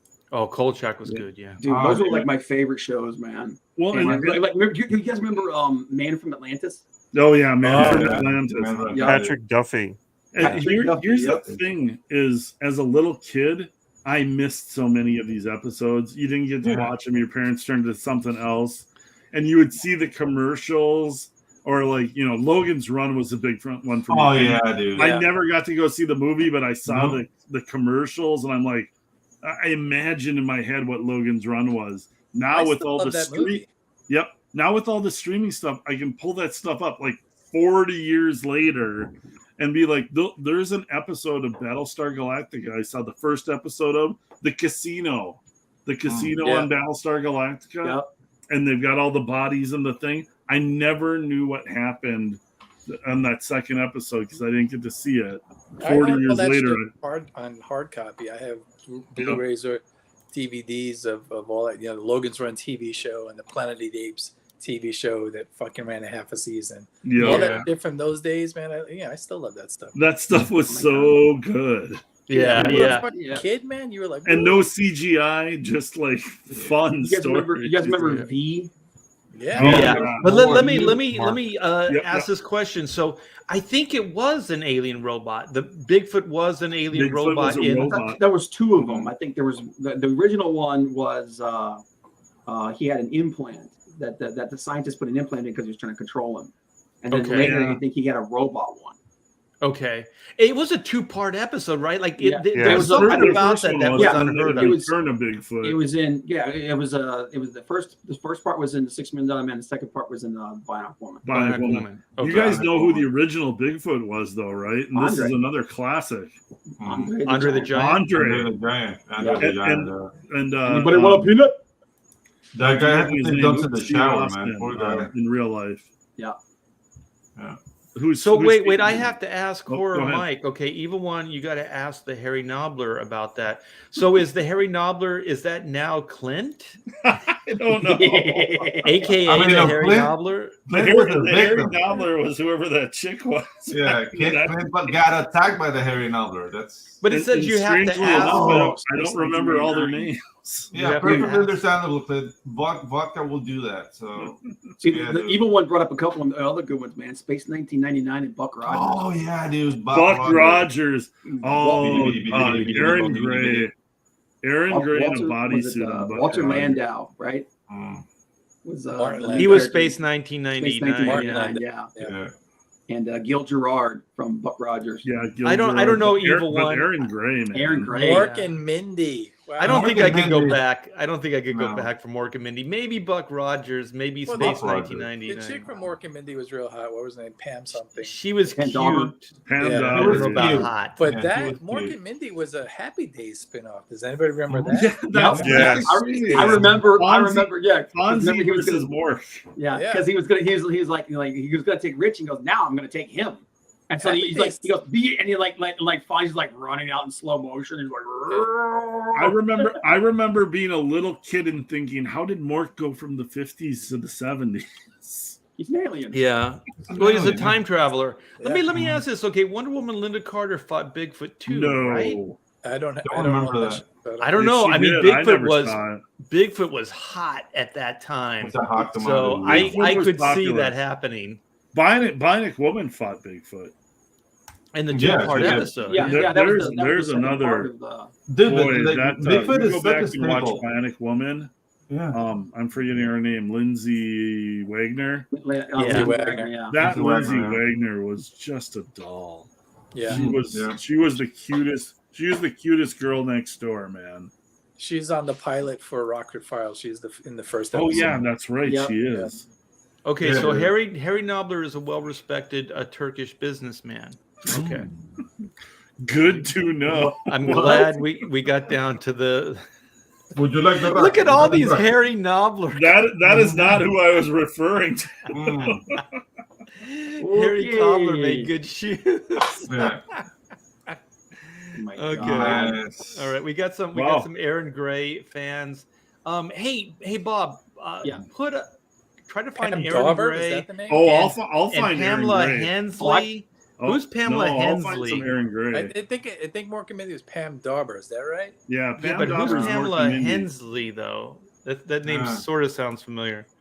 It's gonna be a toad. No, man. It's got to be a toad. Pamela How dare Hensley. you? Pamela what? Pamela Pamela what? Hensley? Pamela Hensley. I don't know who that is. Oh, okay. Doesn't ring a bell. Well, we'll find out. We'll find out Find something it in a new. second. Joanna oh, shit. Cameron from ISIS. Oh, she has a Yeah. mean face. I like her. Harry Knobler sounds like too much teeth. she played remember the alien princess that liked Buck in Buck Rogers? Oh Yeah. yeah, yeah. That's Yeah. Pamela Hensley. Yeah, That's that Pamela chick. Hensley. That chick was hot. Okay, we need to Yeah, see. We need dude. to see some photographic proof. That's a mean mama. Yeah. Oh, I've got a good Aaron Gray. Here, let me. Okay, this where was it? Eric Boyd. Man, the chat is really heating up. You guys are like on man, fire. yeah. Awesome, Pamela guys. Hensley was in Buck Rogers. Okay. Yep, I got it. Yeah, she was the alien princess, and that chick was a stone cold fox. Is this Oh, her? we dude? did Oh, good. that's Aaron Gray. 70s show. This is Okay. Ern. Oh yeah. Oh man. And can you imagine being the director for the photo shoot? And we're like, we're doing some promo shots, Aaron. Can you get down, unzip your bodysuit, and like crawl around on the That's ground? No, absolutely can you normal, guys but- see this and not think about Galaxy Quest and Yeah. Oh, Yeah, totally. that was the character from Galaxy Quest was based off of her. it Based off had to have Aaron been Gray, because for look at the sure. suit. Yeah. dude. Yeah, No, I but mean, this look is- at all the this is clouds Pamela Hensley, you man. can see there. Is this Pamela Hensley? This is Yeah. Pamela Hensley. Yeah, Look at she was that, man. crazy hot. This is when TV Mm-mm. was good for 13-year-old boys. Wow, this is really sexy. I don't remember. I don't remember this. I yield, baby. Evil one got a good quote. You might not want to put it up there though. Mm. Evil one. I bet she did too. Well, those were the days for stuff like that. Not anymore, man. Yeah, dude. Oh my Wow. God! That is Wow, great. wow. That's Okay. why we have the chat. Erin Gray was not. She was not only. She was pretty. She was cute, and she was sexy. Like she kind of had it all. Oh yeah. Yeah. You know, Yeah, like she she was- had the ba ba ba boom body. She seemed to have the stature. Yeah, she kind of had it all. But Buck Yeah. Rogers knew what they were doing in season 1, man. She was a hottie, man. That was good good stuff.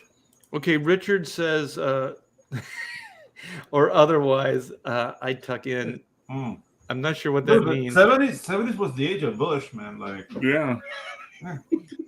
You guys ever see in the 70s, like my thing was a lot of the cop shows. Yeah. You ever see Starsky and Hutch? Love Of course. Starsky and Hutch. Yeah. Starsky and I'm Hutch, waiting to watch. You said about season 3. yeah, Starsky and Hutch is ridiculous with the girls. They just got out of control. Yeah. With the guest stars. Well, every one of those shows had like a Beretta had a pimp on it too, and Yeah. like they all had that. Then there was all that specifically for that purpose. But it was like television, and every none of the hot chicks in every episode. No one's ever wearing a bra. The ass shots all over the place. It was totally. Oh, wow. That dude. Oh yeah. Oh, you guys remember? You remember Blake 7? No. That was a British sci-fi show. Hey, Clint, can you scroll down a little bit? I can. Wait. There we go.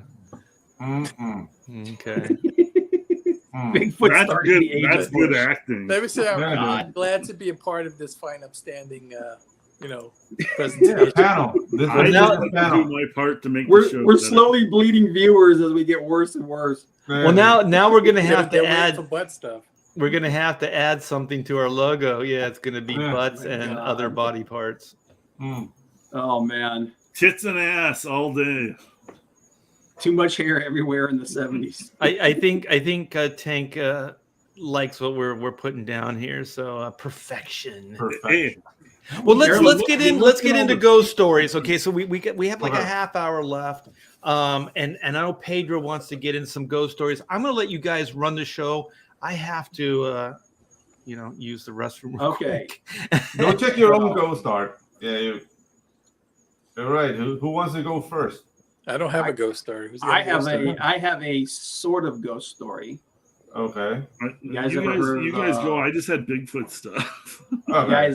You guys have ever heard of Beck, Black Eyed Kids? Yeah.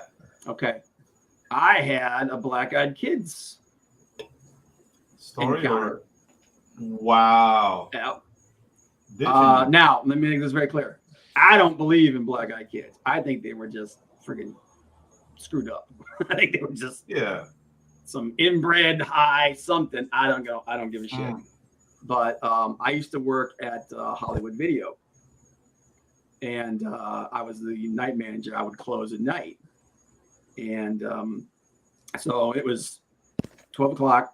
I lock everything up. I'm going around cleaning everything up, getting everything up, and I hear toot, toot, toot, toot, toot on the door. That all the doors were made of glass. You know what I mean? Yeah. They had the big glass windows and everything. So I hear tink, tink, tink, tink, tink, and I look, and there's a kid in a hood. Well, he's probably I suck at ages. I'm thinking he's like 14, maybe 14, 15 years old or something like that. And he's got a hoodie pulled up over his head, so I could barely see his face, and he's tapping on the door. So I open the inner door and I yell out to him, like, we're sorry, we're closed. If you've got a video, then I'll drop it in the slot and everything. I turn around, walk away, and as I'm walking away, I hear tink, tink, tink, tink, tink. And I'm like, okay. So opened the door back up, and I was like, yeah, sorry, man, we're closed and everything. He goes, can I come in? And I'm like, no, we're closed. So he's like, yes. He's like, he just kept, like, I was like, sorry, man, you gotta go home. And I turn around and I start walking away, and toot, toot, toot, toot, toot. Can I come in? Just the exact same thing. It's just dead tone. Just, can I come in? And I'm like, so now my imagination starts going, okay, this is creepy as shit. Yeah. So I'm like, no. And it's like, no, do you need me to call the cops? Do you call your mom for you or something like that? And he's like, I just need to come in. And I'm like, definitely not going to do this. So I'm trying to get a look at this dude's face. And every time I try to get do like this, he kind of does this. You know what I mean? So, and this is like, I didn't even hear about Black Eyed Kids. This is when I was like, God, this was 15, 20, this is almost 20 years ago. So eventually I was like, listen, man, you got to go. Like, if you don't want to call somebody or anything, you gotta get going. Is there Bush in this story? No, but There is. so then so eventually he just left. with his bush. And I go back and I'm like, I pull up the security footage, the security camera, and when it at one point he looks up at the camera, and I shit you not, this dude's eyes were like, they were like friggin' dead. Black hole. It was just black, just black. Now, could it have been something with the camera? Probably, but there have been times when I've looked at people that videos because I've had people shoplifting stuff and they look at the camera, never seen their eyes do that. So that's not even Kate Bush, and she's running up that hill. Yeah, dude. So that's my black-eyed kid story. Yeah. Well, I like it. It's not as cool as everybody else's because I didn't get hypnotized or anything or that bullshit. But it was perfectly serviceable, Bob. I like it. But you know, what's the biggest bush anybody here in the panel? No. Oh, sorry, I wasn't sure. I got some shrubs UFOs, in the backyard. UFOs. Who's seen UFO? I got some shrubs in the backyard. Yeah, dude, but real quick, my ghost story, like my wife's got a bunch of them from West Virginia growing up. But just recently, we were painting the dining room, and there's a big chandelier, right? It's pretty damn heavy, right? And so I'm sitting down. My wife's on the other side of the room. Neither one of us are anywhere near the chandelier. And I'm in perfect view of the chandelier. Like it's right in front of me.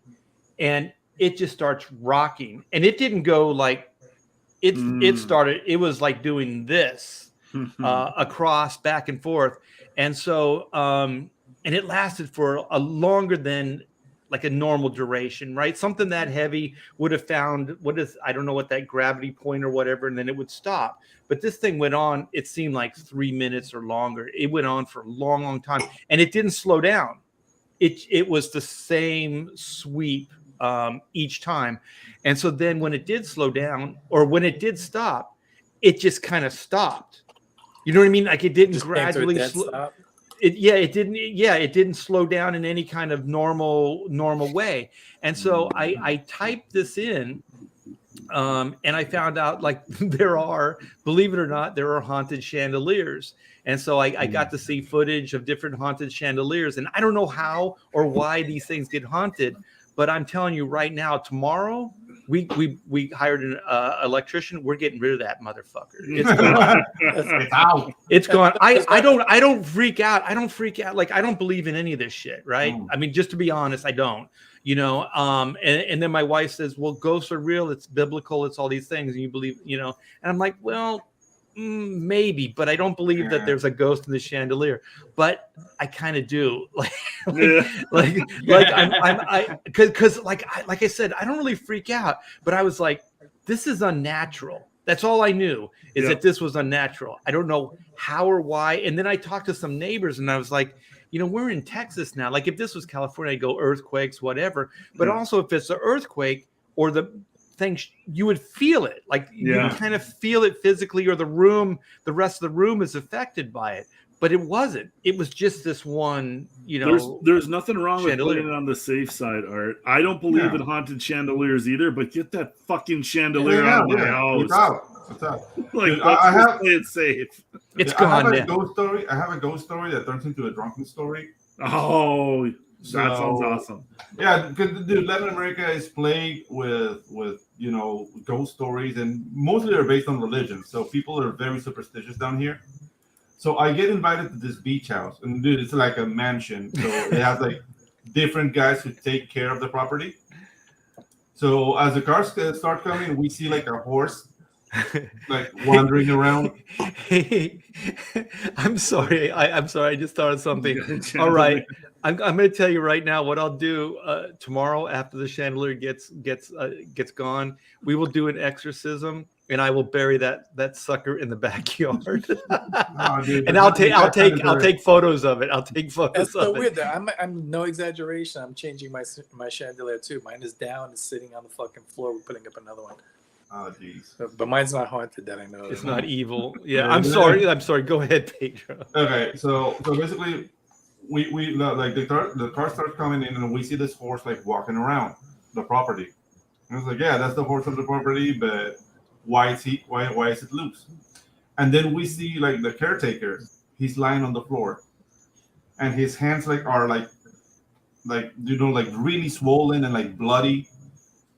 And like, we were trying to wake him up. Like, hey, dude, what happened? What happened? Like, I fought the devil. It's like, what? What? I had a fist fight with the devil. It's like, That's and not we what you see said. the hands. The hands are bloody. Like, gee, damn. But then we smell like, okay, he smells I like thought you said alcohol. something else with the devil, Like- but anyway. No, he had a fist fight. with the Okay. devil. I thought you said something else. Yeah. And then we're like, all right. So we start like walking through the property. Basically, he went to a dance the night before. He got really drunk, and then we see this tree who is like covered in ash, like it was on fire. The tree, and you can see like the holes of the fists. Oh shit! Yeah. So this guy came like on his horse, drunk. He saw a tree on fire and thought it was the devil. Holy crap! Punched the shit out of him.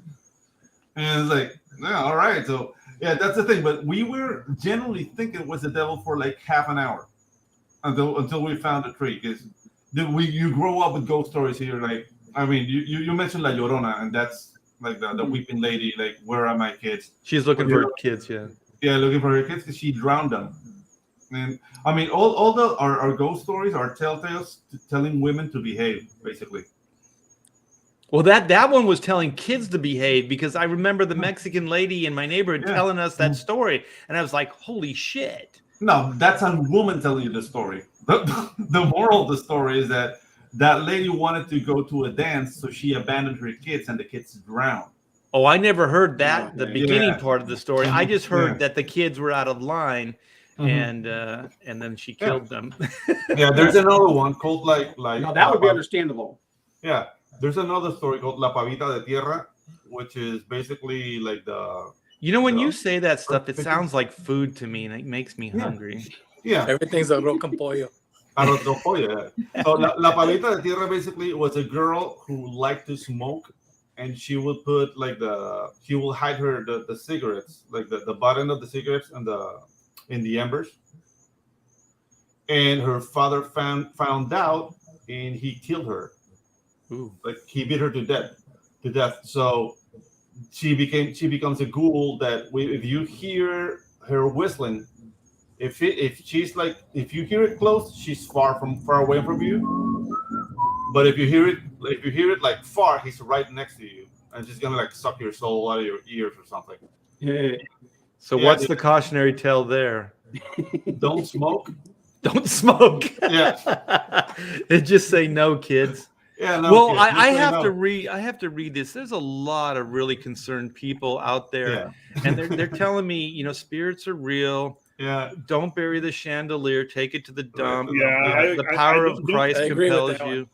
Yeah. Yeah. Don't So bury it in your backyard, dude. That's pet Don't cemetery. bury it in your backyard because that Yeah. just ties it into your house. It might be Indian farther. burial ground, and you'll be in. So it's better to get this thing hauled away and Get let it it all on- the way out haunt of the the dump. Bring it Okay. to the dump. Because I would have done it, but yeah, it sounds like it would have been a mistake. So I won't Yeah. do that. Yeah. I do, dude. I have the opposite. I have a drunken story that turns into a ghost story. Nice. Awesome. It's not my story; it's my uncle's story. But I remember also a really good ghost story that George Pratt told me. You guys know George, The artist, painter, yeah. George Pratt, and I was at his place in North Carolina. We went for a drive and a foggy night and everything. And fucking, he told me a ghost story. I can't remember that one, but it was good. But my uncle, when I was like 12, 13 or something, he tells a story. He was out in Long Island. This is my Uncle Ronnie. And he went to some party, he got drunk, and he was trying to drive home, and he gets lost in Long Island, and it's again a foggy night, because it's by the ocean and everything. So he's fucking wandering around trying to, he doesn't know where he is, and he's like misty roads and everything, and he fucking winds up on this street that dead ends at like the woods, right? And fucking in his headlights, there's a guy. And this is Halloween weekend, not Halloween itself, but like a few days before. And so he dead ends at this fucking road, and in his headlights in the dark, there's just a fucking dude standing there. And he's got a pig's head, and he's Hmm. wearing a fucking tuxedo and a top hat. And he was like fucking freaked out because this guy's just standing on this fucking empty road at fucking 4 a.m, you know, in the mist and everything. And, you know, he doesn't know what the fuck is going on. The guy just is staring there looking at him, and he's freaked out. And then he looks down at his feet, right? And the guy is not fucking wearing shoes. He's got hooves. And he just man. tore ass backwards and fucking sped away.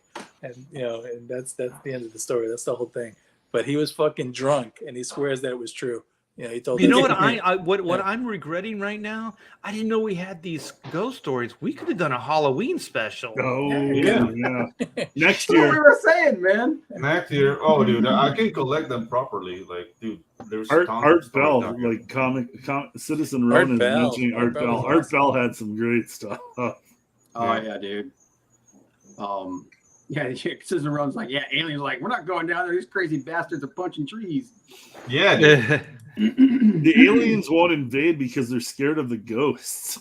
Yeah, exactly. Well, I was kind of trying to connect all the dots too, Clint. Like ghost aliens, are ghosts maybe aliens? You know, is Bigfoot maybe the manifestation of an alien? They're worried You about know? the ghosts teaming up with Bigfoot, and then the aliens got no fucking chance. Well, right, That- Jordan- that's probably who answered the door at Pelosi's house.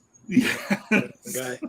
Oh my Well, God. like the thing that I was gonna like bring this around to is that we talk about this stuff, but a lot of this stuff has been in comic books, man, or TV Yeah. shows. You know, like was it the Grant Morrison's The Invisibles? Like I was talking about, they talk about Dulce Base, they talk about the different aliens that exist there and stuff like that. We've seen Men in Black was a comic book first. Yeah. And that's all built around. But the That tone was of the a comic book Malibu is completely comic book. different. Yeah, Yeah. the tone of the comic book is completely different to the movie. Oh yeah, oh yeah. But that was a Malibu book, right? And then Mhm. Marvel picked up Malibu, and that's how it became, you know, that.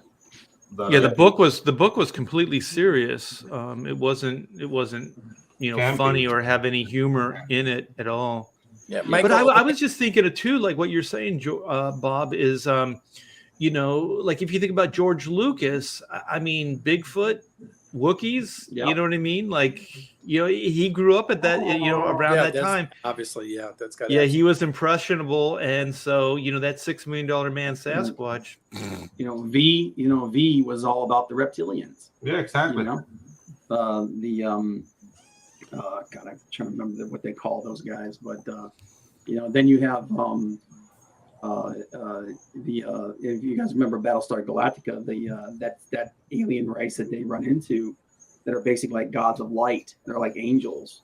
You know, that was some people say that was a reference to the tall whites or the Palladians. You know, It's the correct stuff that being permeates. Yeah, beings of light. Yeah. Yeah. So this stuff permeated. Yeah, Bigfoot. It was in the $6 Million Man and the Bionic Woman. Yeah, You know? yeah. This stuff is fun. And it's real. The most important thing that I'm taking from this is you guys convinced me. Hopefully Yeah. Todd as well, because Todd was a skeptic too. But I'm coming out of this. I'm a firm believer, man. I mean, I think Clint's Bigfoot stuff was the most convincing. He came in with his homework done. He had facts. He had articles. You had newspaper clippings, dude. Yeah, I had real media, and you guys, I like actually threw this image down, but it's just in case you thought like Chewbacca was a rival of Bigfoot's. No, look at Bigfoot. They were brothers. Bigfoot is much bigger than Chewbacca, so Chewbacca's the little brother. there's valid evidence that Chewbacca's the run. Yeah. And Chewbacca is like little brother there. Yes. Yeah, yeah. And Darren Wagner. Yeah, there was a movie about the tall whites, aka the Nordic aliens. It was called "I Come in Peace." With, I remember I coming with Dolph Lundgren. I didn't see that. That was dude. That movie's awesome. It's low budget. They came for like the humans endorphins. Like Yeah, it was a drug to them. They basically there was two of them, and one of them was Yeah. basically an intergalactic drug dealer. Drug dealer. And he and the would- ones the He would police pump human beings full of heroin, Mhm. and then he would harvest the endorphins from their brains, from their brain. Oh wow.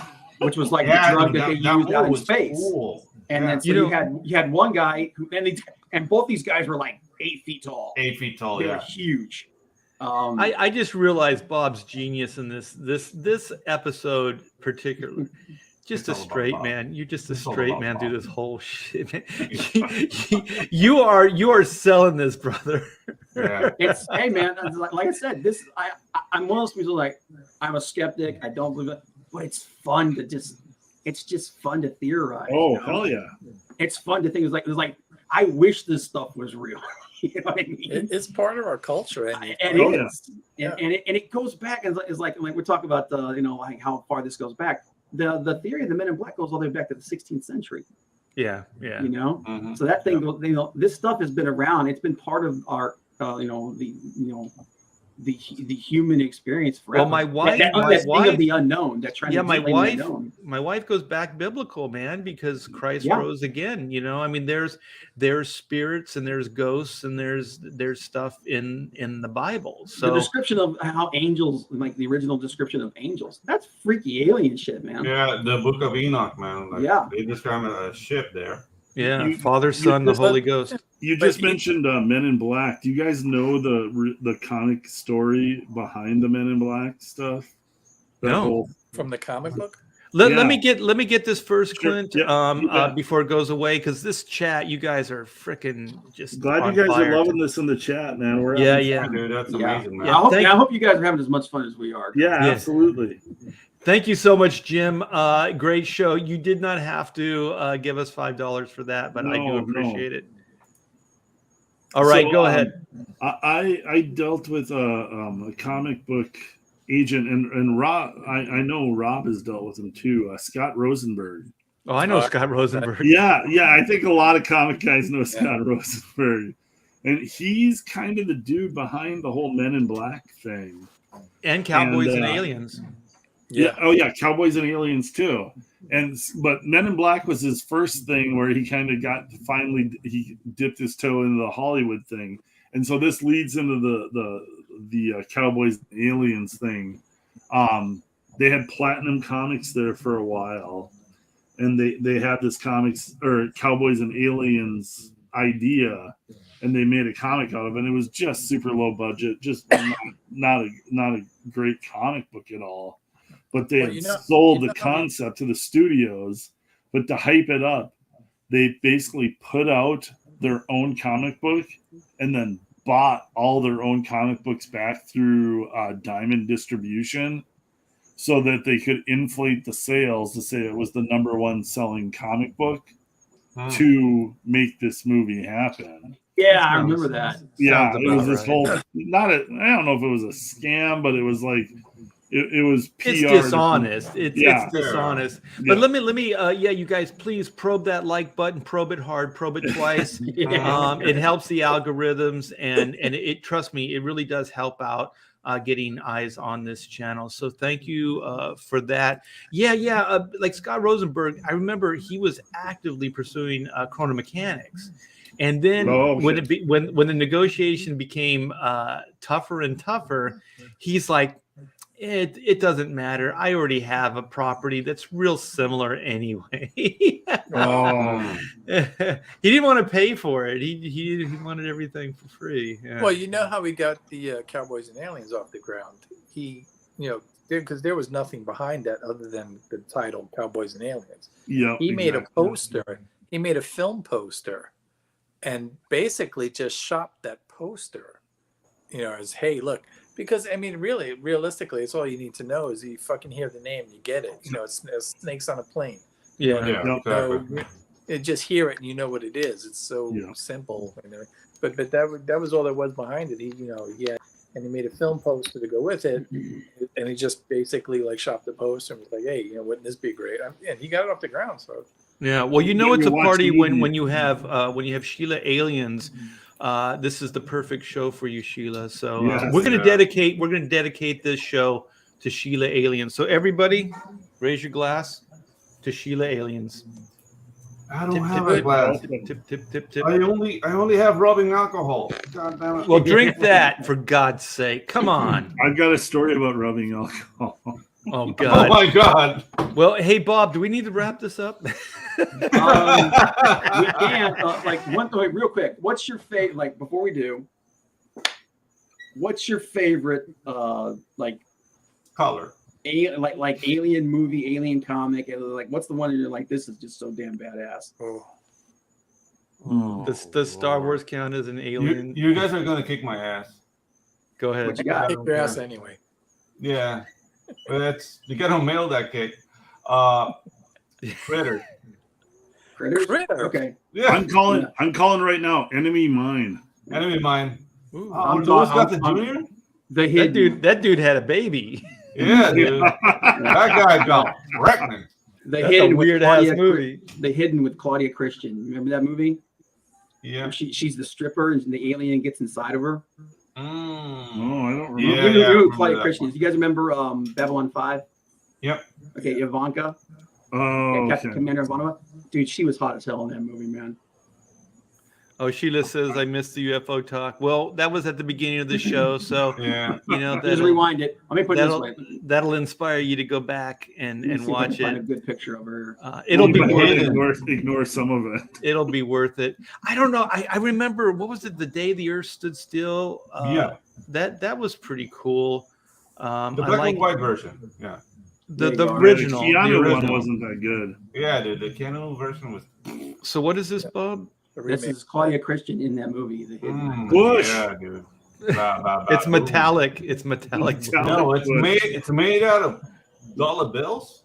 Oh, it is. It is money. Yeah. Yeah. He's a stripper. Whoa. That's She's a your stripper. money shot right there. Yeah. And there's Oh my there's another God. scene where she's in this really hot red dress with the ass is cut out. Yeah. You know what? I actually have a favorite movie, and it's like Earth Girls Are Easy. Wow. Yeah. Yeah, Fat Samurai said winner. Jim Cameron or Gina what's his Davis? Jim name? Carrey. Was Jim Jim Carrey? Carrey. Yeah, and Jim yeah, I Carrey. think Gina Davis. Yeah. Jeff Goldblum. Jeff Goldblum. Oh, that's Yeah, right. that- They that's were like actually space that's chickens, movie. right? What's that? They were like space chickens or something. Yeah, well, they like shaved off their Life Force is Yeah, another good one with another hot Yeah, one. dude. Life Force. Life Force with the space vampires. Yeah, Okay, where do you guys go with like the Spielberg stuff, like Close Encounters I have a and soft spot ET for and all Close that shit? Encounters. I mean, it's Yeah. great. Oh, yeah. Close Yeah, Encounters is an amazing movie. I love that Close movie. Encounters is But it's that's like- one of my rewatch movies that I don't get tired Yeah. of. It's one. Of It's those. like different genres, though. It's like Yeah. you can't compare like crappy alien movies to No, Close like, Encounters is a Close proper- Encounters is a different thing. You know that the Yeah, thing dude. about Close Encounters that was funny is that someone I know just said that they had their daughter watching. She said, "I really like the CGI in this." The effects are fucking great to this day. Fucking It's great. like, Dude. it's like Talking about great CGI, have you seen like Battle Beyond the Stars? yes, with the tit ship. Yeah, the dead ship, the booty ship. Yeah. Yeah, with John Boy Body Walton. Snatchers is great. That's Invasion Yeah. of Body Snatchers is a great movie. but that is a that's great like movie. that's like a Remakes. slash. That's like a sci-fi slash Horror. horror almost. yeah, you know, yeah. like Donald Sutherland. yeah. But I'm yeah, that's living a- one of it's my really a favorite 50s movies. Flick. Which And one? I prefer Which the one? Donald Sutherland, the remake. Yeah. Yeah. What was that, Todd? I'm living one of my favorite alien movies. It's Cocoon. Cool. Oh, yeah. Very uplifting. You old fart. I wish I felt that much energy jumping into the Yeah. pool. Well, Yeah, actually, Aaron Donna Lepresti Michi. says, like downstairs, I have the Lazarus pit. That's how I stay so youthful.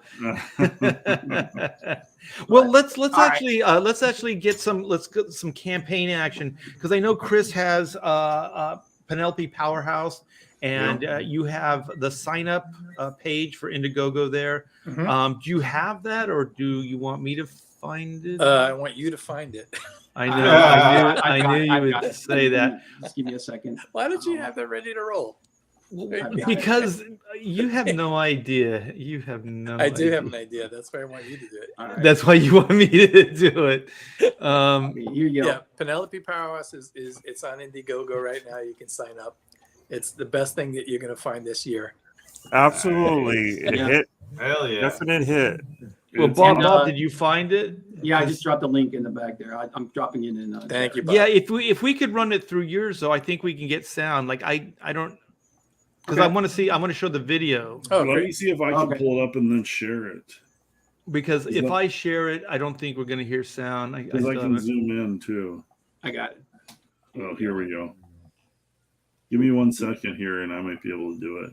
It's all, But I got it. while we're doing that, we have Slave Girl from Planet X. Oops, I was gonna share. Well, that was a quick tease. Well, let's. Mine's been around for a while. Oh, Bob's got it. Bob's got it here. Okay, this is Chris Wozniak's newest creation, and it's Penelope Powerhouse, and this video is great. Early signups for the campaign. The link is in the description, and Bob just put it in the chat as well. Let's roll. All right. People say I'm the gloomiest, most miserably dire high school student in all of Sunnyside, Nebraska. And okay, maybe they have a point there. And this is Penny Pretty, better known as Penelope Powerhouse. And as you know, she's America's solar-powered teen superhero sweetheart. Penny represents all things wonderful and good and righteous and true. She has billions of fans all over the world who love her to death. And of course they do. Penny has perfect smile, perfect hair, perfect tits, and the perkiest ass anyone has ever seen. And she's even environmentally friendly. That's right, she farts pure hydrogen. One of us is the nicest, most kind-hearted person in the world. The other is a fucking bitch monster of galactic proportions. So naturally, we hate each other. How fucking lucky am I that we're the same person? Because while I was on vacation with my parents, I got this awful sunburn, and I vowed never to go into the sun again. But this infuriated an ancient mythical sun god who cursed me to suffer from a sunny disposition for the rest of my life. So by night, I'm my normal, wonderful self, but with every waking sun, solar-powered Penny takes over my body. And now, no one can see me or hear me while Penny spends every day ruining my life. You see, Penny Pretty, the super wonderful queen of virtue, does everything in her near unlimited superpowers to irritate the living shit out of me. For my 16th birthday, she ruptured my boyfriend's ball sack while letting my filthy gym teacher bang me. And things get way worse from there. Can two teen girls share a body without driving each other crazy? No, they fucking cannot. Find out in the sun-soaked adventures of Penelope Powerhouse, a brand new, all-original graphic novel from full-blown psychosis. Somebody fucking kill her! Very cool. Dude, that trailer is video ever so made. awesome. That is so good. Yeah, that is so fantastic. That is Yeah, literally Chris is the gonna be first making video the, I ever made of any kind. I didn't know how to do anything. I didn't know how to animate anything or fucking Just do dive in, whatever. man. That turned out fantastic. Yeah, I just had to figure it out as I went. Well, welcome to CG, because that's Yeah. all this is, man. Secret That's Figuring, all. School. figuring stuff out. Yeah, yeah. But you're gonna be on On the circuit, job right? training. Yes. So we have Slave Girl from Planet X. This is Clint Helinski's campaign here. Yep. Take it, Clint. Yep, Slave Girl is live and in demand on Indiegogo right now. Mandy has got Pirate Queen Book 2 sent to the printers right now, and it's going to be shipping out. And that leads directly into Slave Girl. So if you've backed Pirate Queen, you definitely want to back Slave Girl also. We got our variant covers here, but lots of fun sci-fi adventure. Adult oriented, so warning, there is nudity, but I'll just I'll play the trailer here and we'll go with that.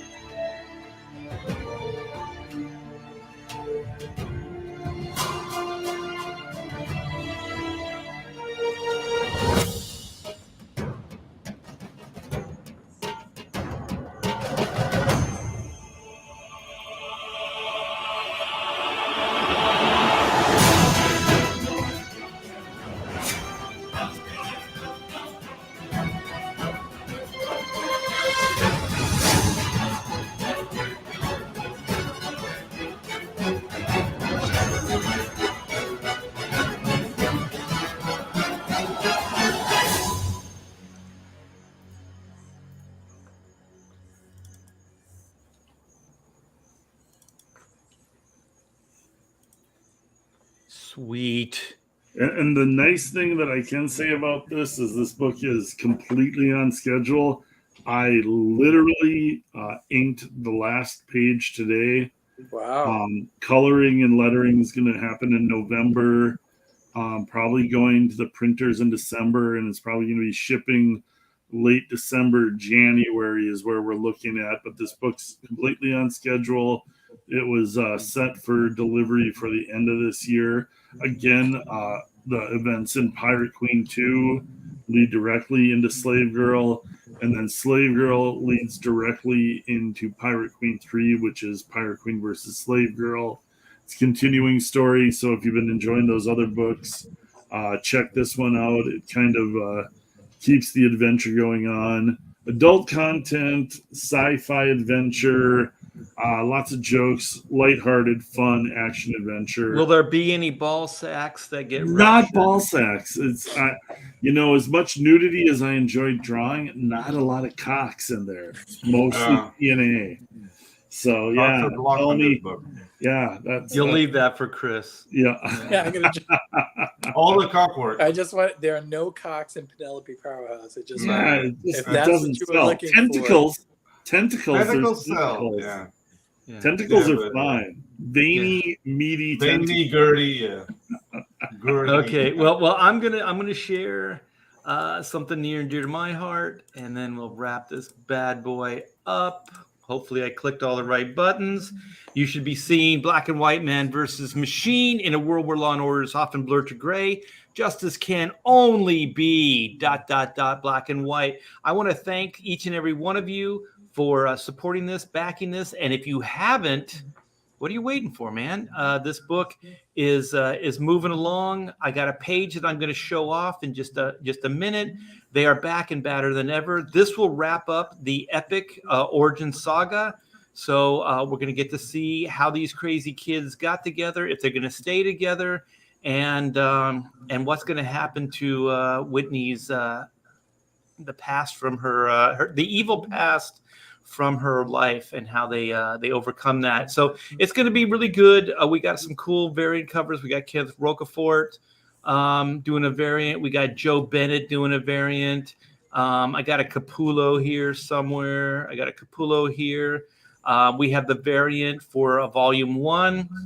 And of course, we have Pedro Ang, Comicsgate's own Pedro Ang did the Black and White High Octane. This is his first comic book ever, and it looks fantastic. And all the artwork on this bad boy is done. So my wife Pamela is doing some editing right now on it, and then it's off to the letterer. And let me come back, and then I'm gonna show off my page. That I'm still kind of working on it, but for the most part, it's done. New art pages, yes. Yeah. Please. Oh yeah. Well, here we go. Wow. Look at you. Oh man, art. That's nice. Wow, Yeah, that's so- fantastic. Yeah, so this is the one of the showdowns. There's many nice showdowns glass on white. in the story. Excelente. Look at that. Excellentro. Wow, look at that last panel. That's awesome. I love the white blood on the black side of the face in the second Yeah, last dude. panel. Yeah. Do you That's guys great. remember the Mike Mignola where it's a Batman book and Robin's getting smacked in the face? And it's just Robin's face. Yeah. I didn't realize I was channeling that until all of a sudden I'm just finishing this up and I'm going, oh my gosh, I got to see that. And I looked it up and I was like, it's close, man. It's real close. Yeah. Wasn't that one of the Death of Robin covers? Yeah, exactly. I remember what you're talking about. He's getting Joker's punched. in the He's tuck. getting punched in Yeah. the face, but it's kind of more of a 3/4, and there's like blood flying out and everything. But it's real similar. So everybody, thank you so much for supporting Black and White. Thank you from the bottom of my heart. Every day I get to draw on this thing is just a dream come true, and I appreciate it. CG is the best, and you guys don't forget. There's a bunch of other campaigns that are live right now. John Malin's got Graveyard, Shift. It's Omega Storm. Omega Storm. I always want to say Omega Force. Shane Davis just launched his his Inglorious Rex 2, which is cleaning everybody's clock. Yeah. And don't forget, we got to get some numbers up for Chris Wozniak for his pre-launch page. Yes. What do they get, Chris, for that? Do they get a card? Usually there's a we're card doing or a something. card for the early backers, John Royal trading card. Okay. Yeah, Well, very, very good. everybody join that mailing list from Penelope Powerhouse. It doesn't cost you anything, and then you're going to be in early. So any of the extras that Chris has got planned for it, you get the trading card. It's like signing up for these mailing lists. If you're CG, you want to be on all these mailing lists because that's where all the goodies come. And you get all the updates. You find out when it launches. You want to be in on that early launch because all the good stuff is that opening weekend. Also, Right. Chris, you're starting the circuit this week, right? You're going to be on a couple of different shows. Yeah, I'm doing 4 podcasts this week alone. Awesome. I'm doing 2 Awesome, man. tomorrow. Yeah. I'm doing Patrick on Sunday. Tomorrow I'm doing Is it the Red Valkyrie or is that one of them? Or I know they've got you on their I slate. tweeted it today. I forgot. Well, it's all good, man. You're gonna get around. Yeah. People are gonna get to know you. They're gonna get to know the property, and they're gonna love it. I always kind of gloss over this, but Todd and Pedro, do you guys have anything that you want to promote or plug? Oh, right now I'm doing jobs for everybody right now, but my thing would be out soon, which is Waifus and Kaijus, but we're starting the mailing list maybe next month, so be on the lookout. Like I'll let you guys know. Okay. And Todd, I know that you had a bunch of trading cards that you did, like sketch cards and stuff. Yeah, But I was getting ready for a con, so I did some traditional work that I haven't done since 2014. But the project I'm working on will go into, like Chris, he has that pre-launch campaign going. I'll be right after the first of the year. I'll be doing that. So yeah, I should be midway through the book by then. By the launch page, and then by the time it launches, by the time the campaign fully goes live, I should be like 80%. Okay. Do you have an artist that we should look out for, a book that we should look out for? Yeah, I think we should start Todd wrapping teaches. stuff up like this. Yeah, I think this is Bob's idea. Yeah, So Todd teaches. We got to get a graphic. for Todd that. teaches. Give us somebody new, somebody old, somebody to look into, man. All right. Philip Xavier wrote. Oh, let me go to Undertaker because I haven't talked Undertaker live on here in a while. Undertaker is Ralph Meyer. It's a European book. It's a Western. It is Mobius on crack. So good. It's inked so well. He paints it. I would say look for Undertaker and look for Raven. Raven's by it's like Matthew LaFay, but it's like Matteo LaFay or something like that. But yeah, look for Raven and Undertaker. They're both European books. They are top notch. When he does a full page spread, he paints it fully. So you see a lot of ink work. You see some painted work. Remember, like Dark Knight Returns, when you had a splash page, you were like, "Wow, this is like." You can see brush strokes and stuff. Oh yeah. And you know who Sienkiewicz used to do that too. But forget about it. We won't talk about him. Well, yeah. I think like Lynn Varley on Dark Knight was like a blue line coloring. But I think like what Sienkiewicz and what you're probably describing is these are full on painted, pieces. Right. When he did a splash page in Elektra, not Elektra Liz, but Elektra, the one with the guy who was like a cyborg assassin. Yeah. When he did a splash page in that, it was different. It was like fully painted. He was doing collages and all kinds of crazy mixed shit. media. Bill and hate it. Yeah. But it was good stuff. Anybody that does a Western, though, you got to have serious chops for that. Oh, go look at this, Chris. Undertaker? Yeah. It's breathtakingly beautiful. Every stroke is like a master stroke. Well, and the high bar is Blueberry, is Lieutenant Blueberry. Mobius on crack. By Mobius, dangerous. And also, if is anybody on board with this, like Dave Gibbons is Mobius from that book. Like if you look at the artwork from Lieutenant Blueberry, it's it's the Watchmen. It's Dave Gibbons' style, like the ink, the structure, everything. It's so amazing that Mobius is so multifaceted that there are many styles that people have emulated. You know what I mean? Like there's not just one. And he's one of my biggest inspirations, by the way, because I always wanted to be that guy that wasn't just pigeonholed into one thing. You could do many and have different styles. So this is good, Todd. We're going to have to get a card. I think they call it a card, and we'll put it up there. And it will. What did you call it, Bob? Todd teaches. Todd teaches. And pull just a couple of art samples if you can next time, Todd, too, that you can share with art. Just because some of these artists. Some of us have never even heard of them, so it's always you're making Todd work now. Yeah, it's better to see. I have this stuff, so I can do that. That's not a problem. Okay. Awesome. Well, very good. Well, let's wrap it up. I want to thank everybody for hanging out with us. This was a great show. We had Sheila Aliens hanging out, so we had a real alien in the chat, which was very cool. Thank you guys for the super chats. And I don't know how this happened. I think Chris was just talking nonsense last week, and then Bob started talking craziness, and then Pedro chimed in, and Clint and Todd and I were just like, what the fuck? That's how the best stuff happens, man. Yeah, it was good, and not by planning it; it just happens. Yeah, and I realized that I was really, really skeptical with this stuff. So thanks, guys, for hanging out with us. We do this every week. This is the Pontificators, and we'll see you next week at is it 8 Central or 8 Eastern time? 8 Eastern. 8 Eastern, yes. Every Wednesday, 8 Eastern every time Wednesday, on yes. Art's YouTube channel as he's stumbling It's through only it. your channel, and we do this every week. So. Yeah. I don't know what I'm doing. All right, you guys, take care, and we'll see you next week.